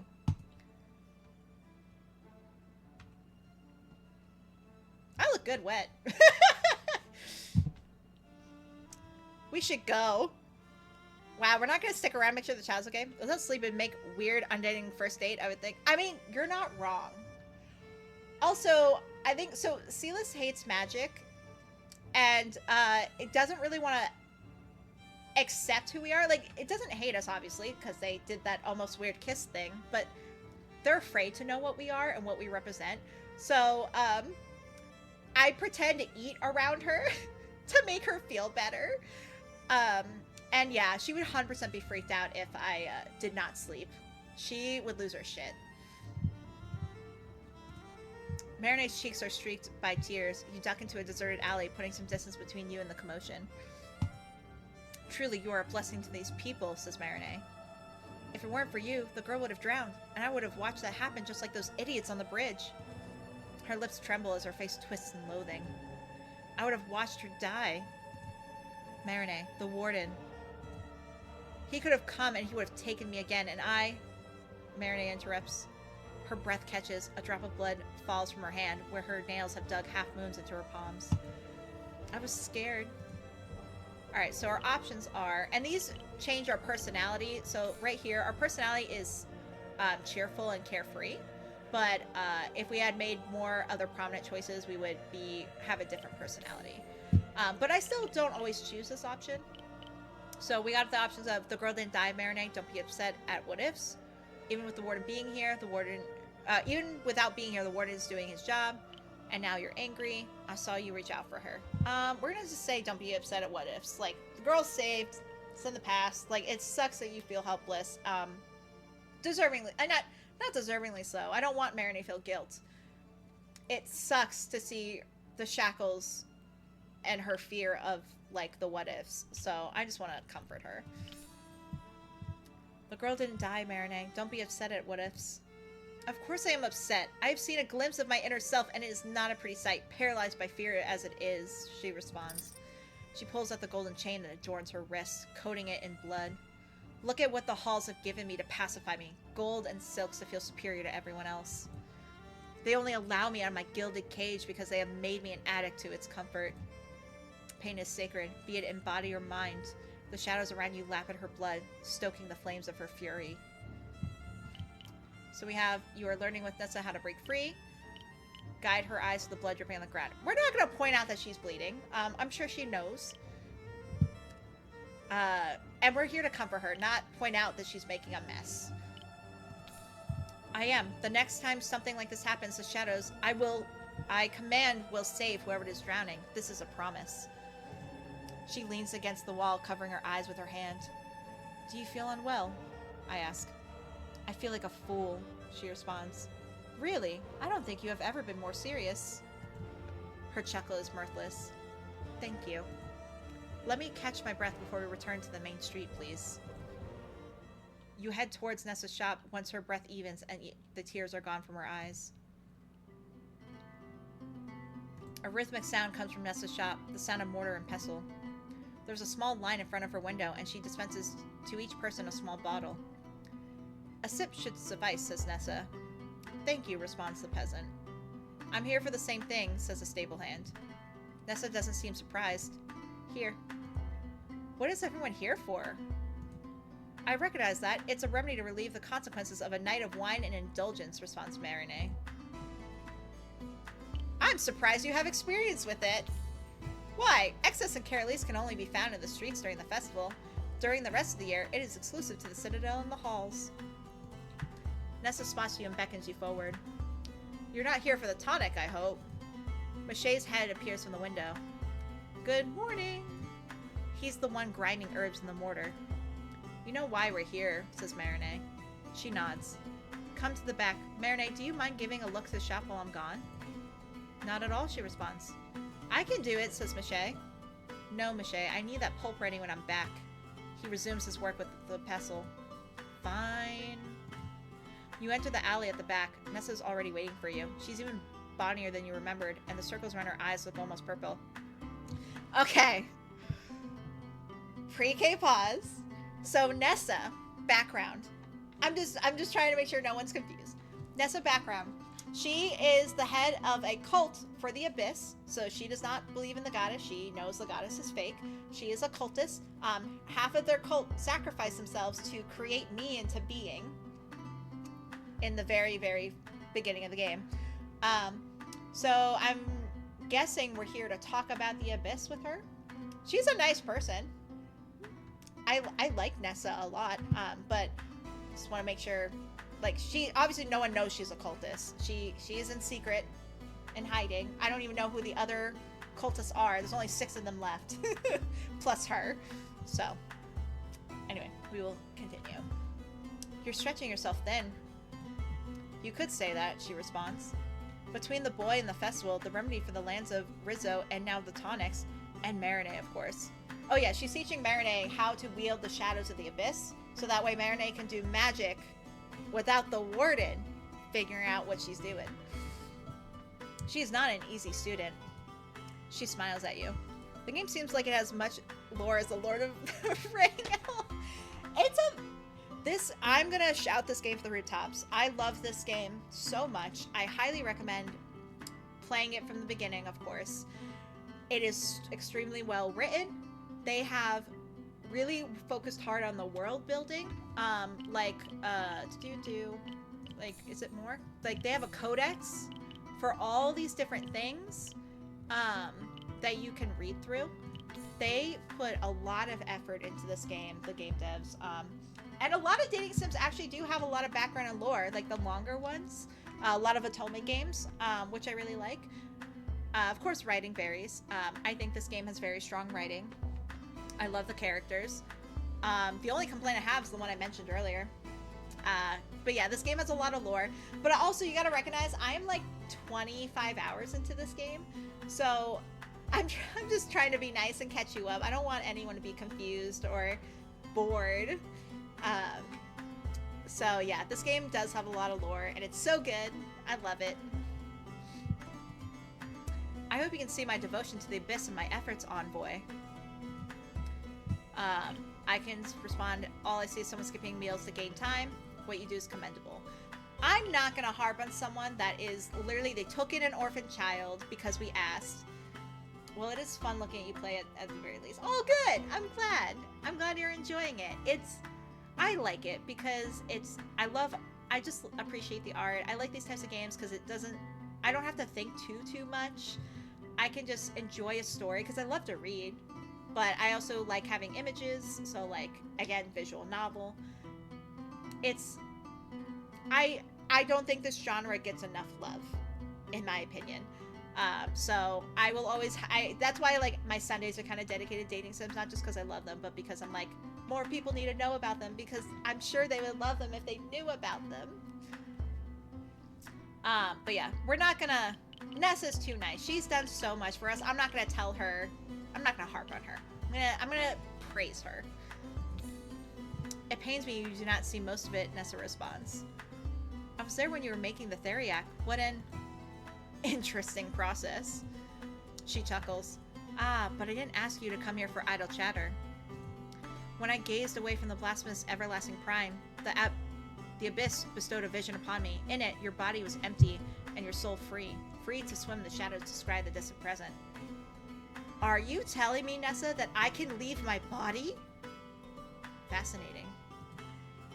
My body was empty, my soul was free, scry the distant present. I'm just asked, my soul was free. Restrained only by light, it jumped from shadow to shadow, looking, hearing.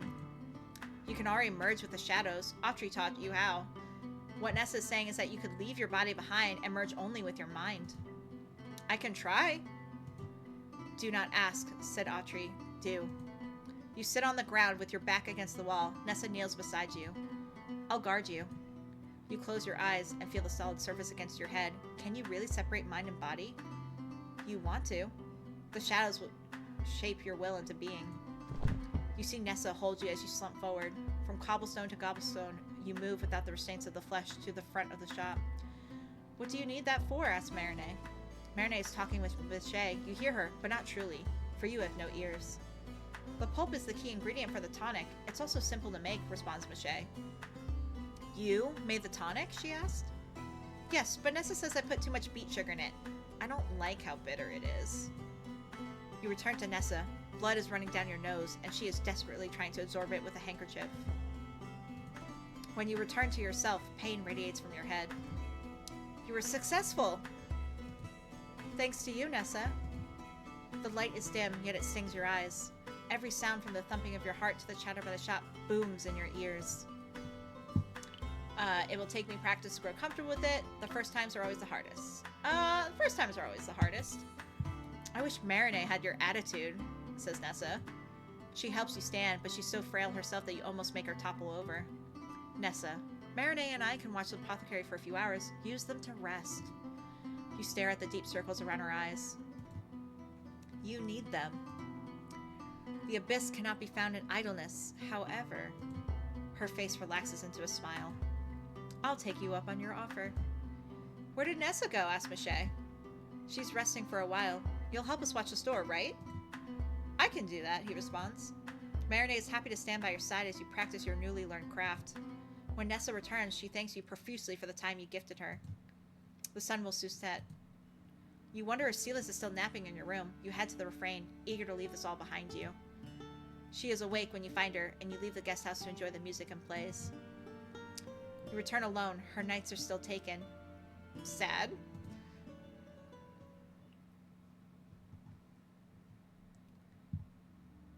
The brightest day heralds the darkest night, says the abyss. May you slice through the rays of the false sun, reveal the truth of the embodied lie. Oh, okay. That was short. Happy bells mark the last days of the festival. Sylas and Marinette are already waiting for you. Good morning. A radiant smile grows on Sylas' face when she sees you. With the festival dying down, Bastion finally has time to thank you properly, says Sylas. Should we go?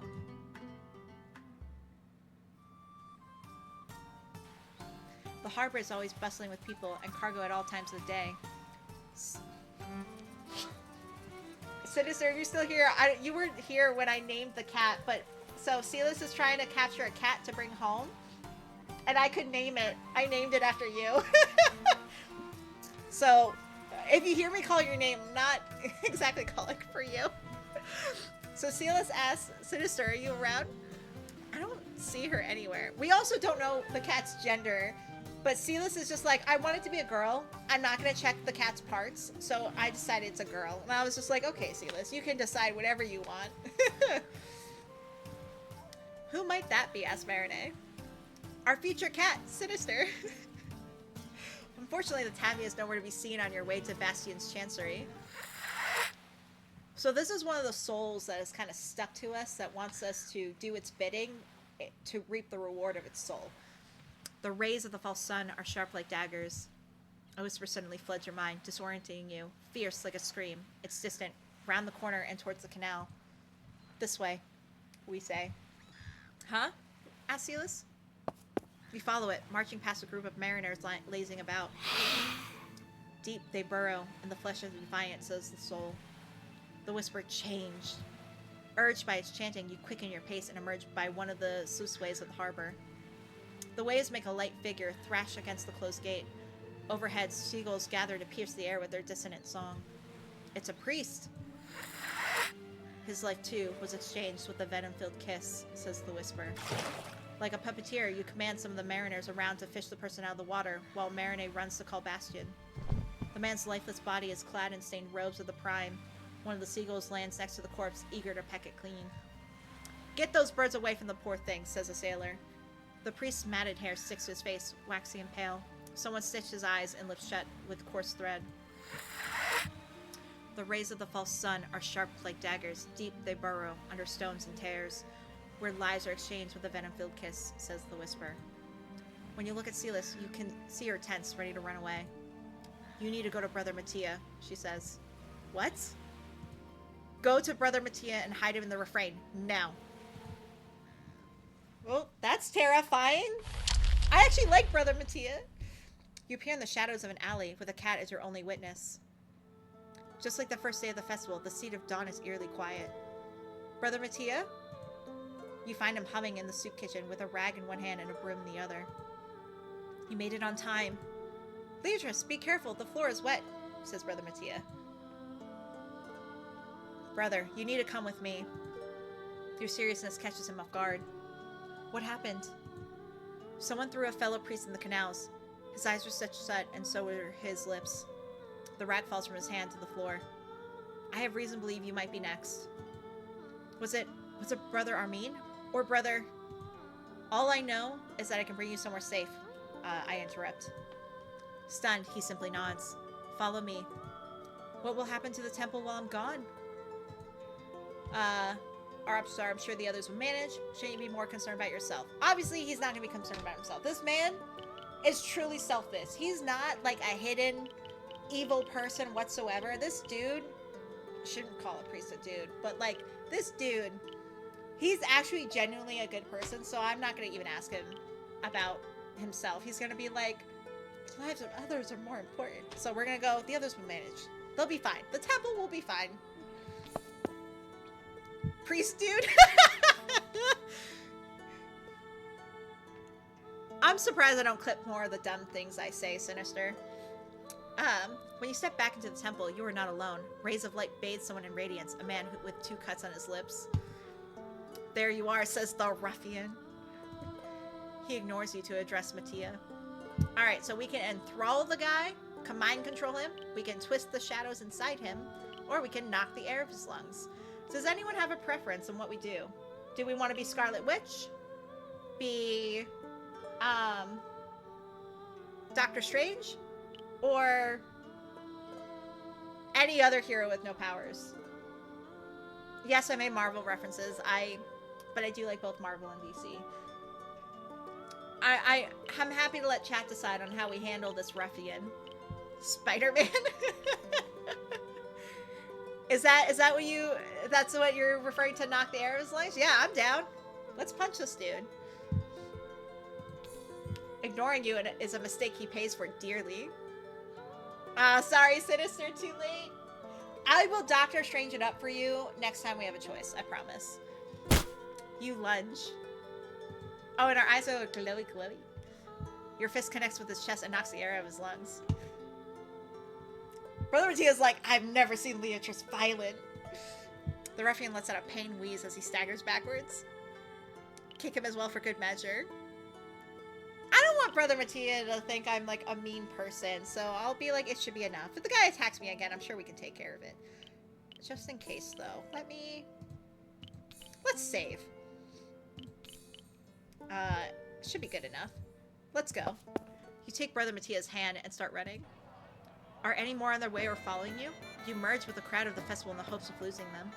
I was actually in the end of a Marvel Rivals match. No! Perfect timing, then, for me to make that reference. If you hadn't come, Leatrice, what would have happened to me? Asked Brother Mattia. Our options are, but I did, and that's what matters. Nothing good, I'm afraid. You'd have been next. Don't think about it. I feel like these two are always never the answer I choose, because, like, they're not comforting in any way. I'm gonna say, but I did, and that's what matters. May the Lady of Dawn bless you as you bless me today, he responds. How did you know I was in danger? Sylas told me, I respond. The priest follows you in silence for a bit. When he speaks up, his voice is strained. Why me? Why help me and not the others? I'll say I don't know.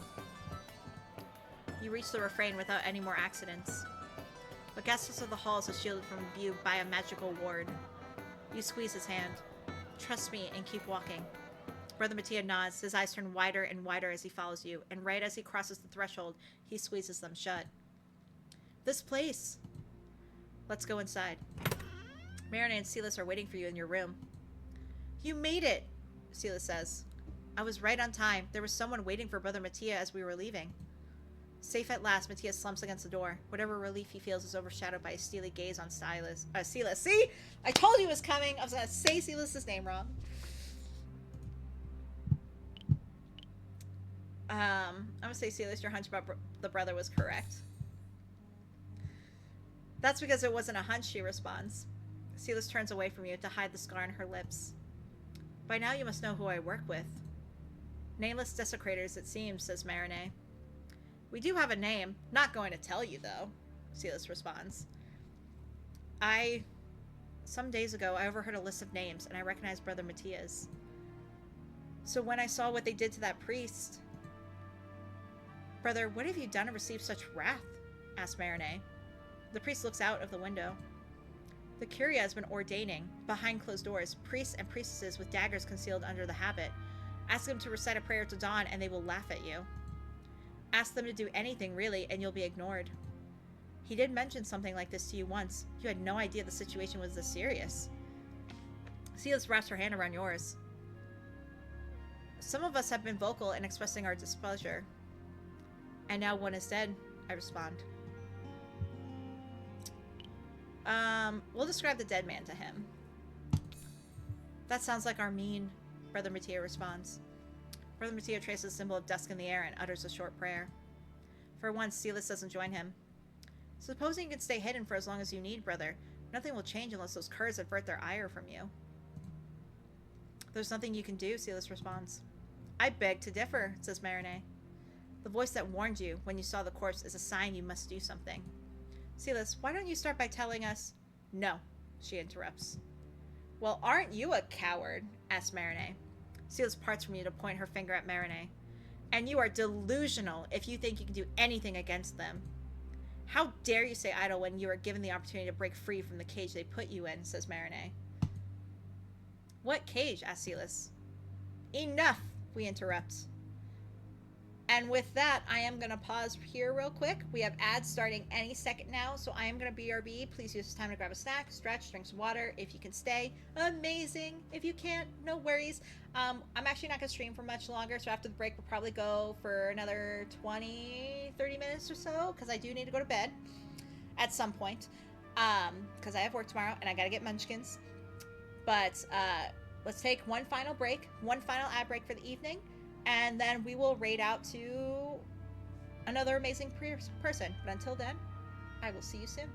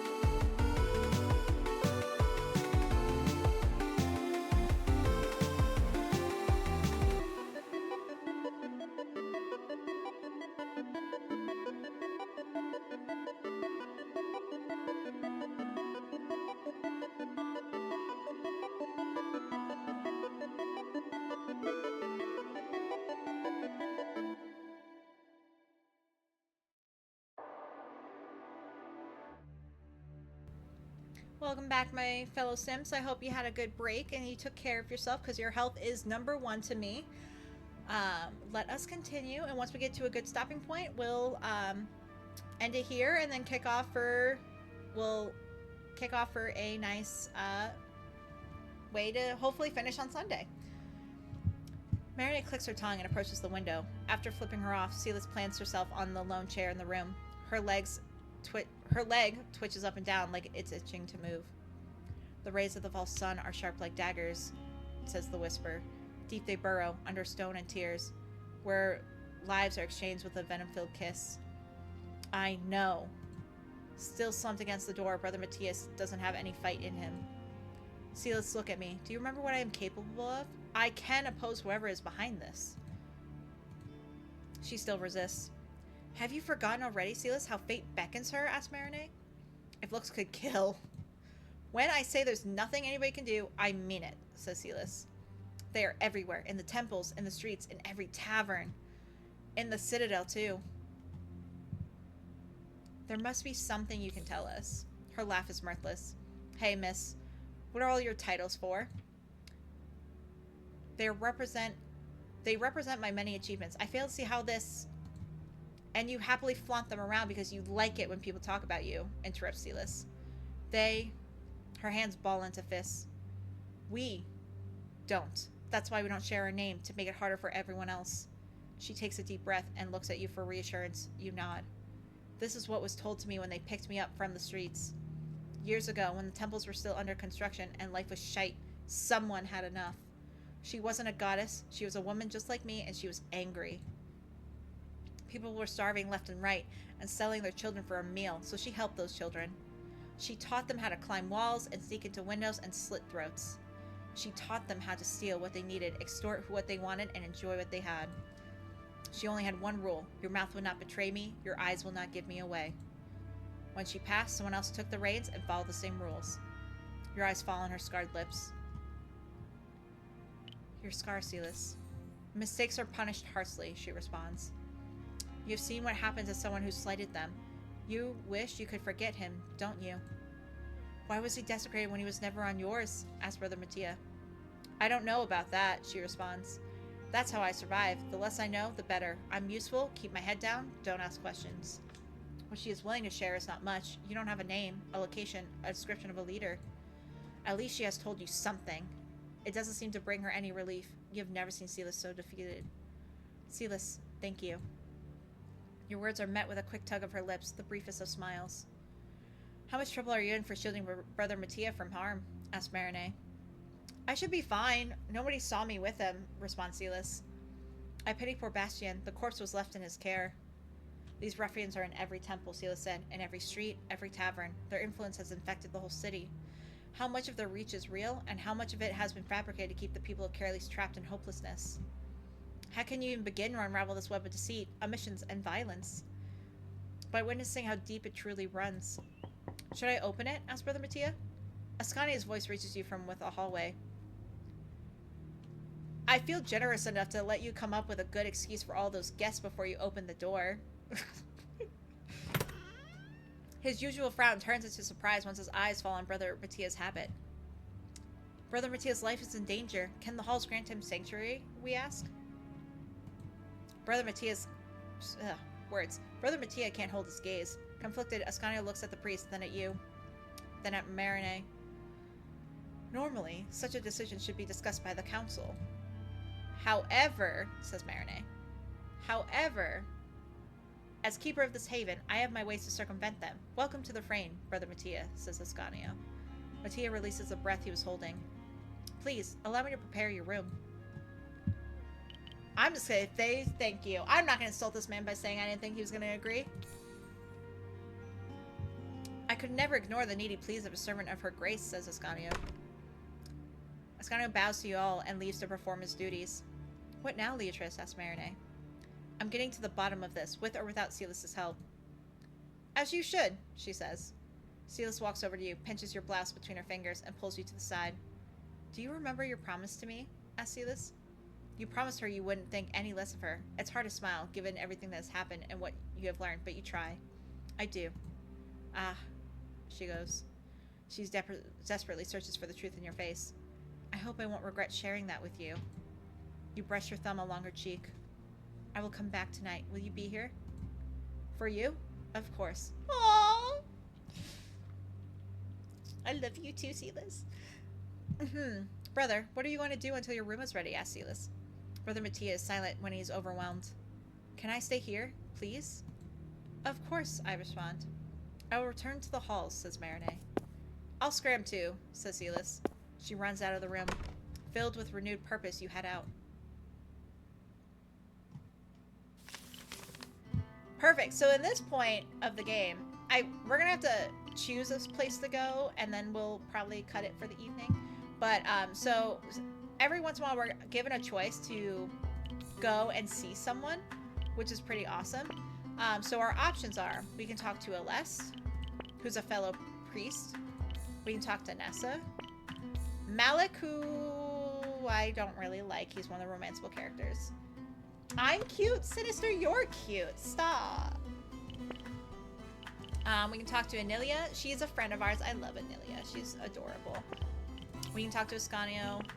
We can talk to Autry, which none of you have met Autry, but again, you'll meet them on Sunday.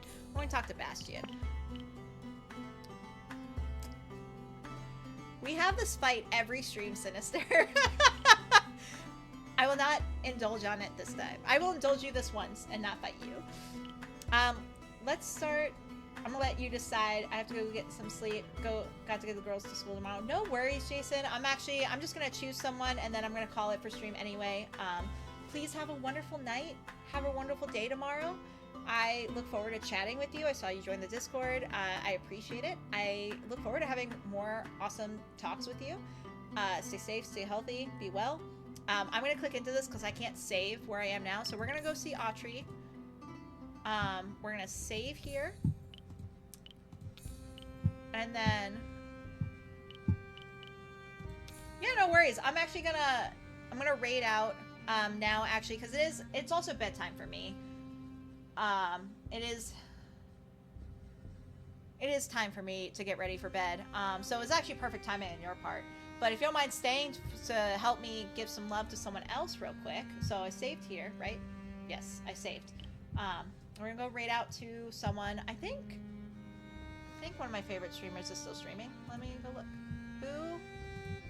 Who's still streaming? They're not, but someone else I really like is still streaming. Oh, and they're doing a nice art stream. So that's a nice chill stream if people want to still hang out. We're going to stream, we're going to raid into Carly Girl. I love them. She's in the Twitch Latin Guild. She's funny and awesome and a talented artist. So we're going to raid into her, give her some love. And if it lets me. And I will be back Sunday at 8 a.m. Mountain Standard Time for more Sigh of the Abyss. I'm hoping to finish the game that day. I don't really cap streams on Sundays, and I have no plans Sunday, so I can go as long as I want. And then I will still be streaming during Christmas, if anyone wants to join me, if you're not with your families. But if I don't see you on Sunday, and you celebrate Christmas, have a wonderful Christmas, have a wonderful holiday, stay safe, stay healthy. It looks like we're ready to raid out now, so I'm going to click raid. See you soon, farewell, and thank you again so much for being here.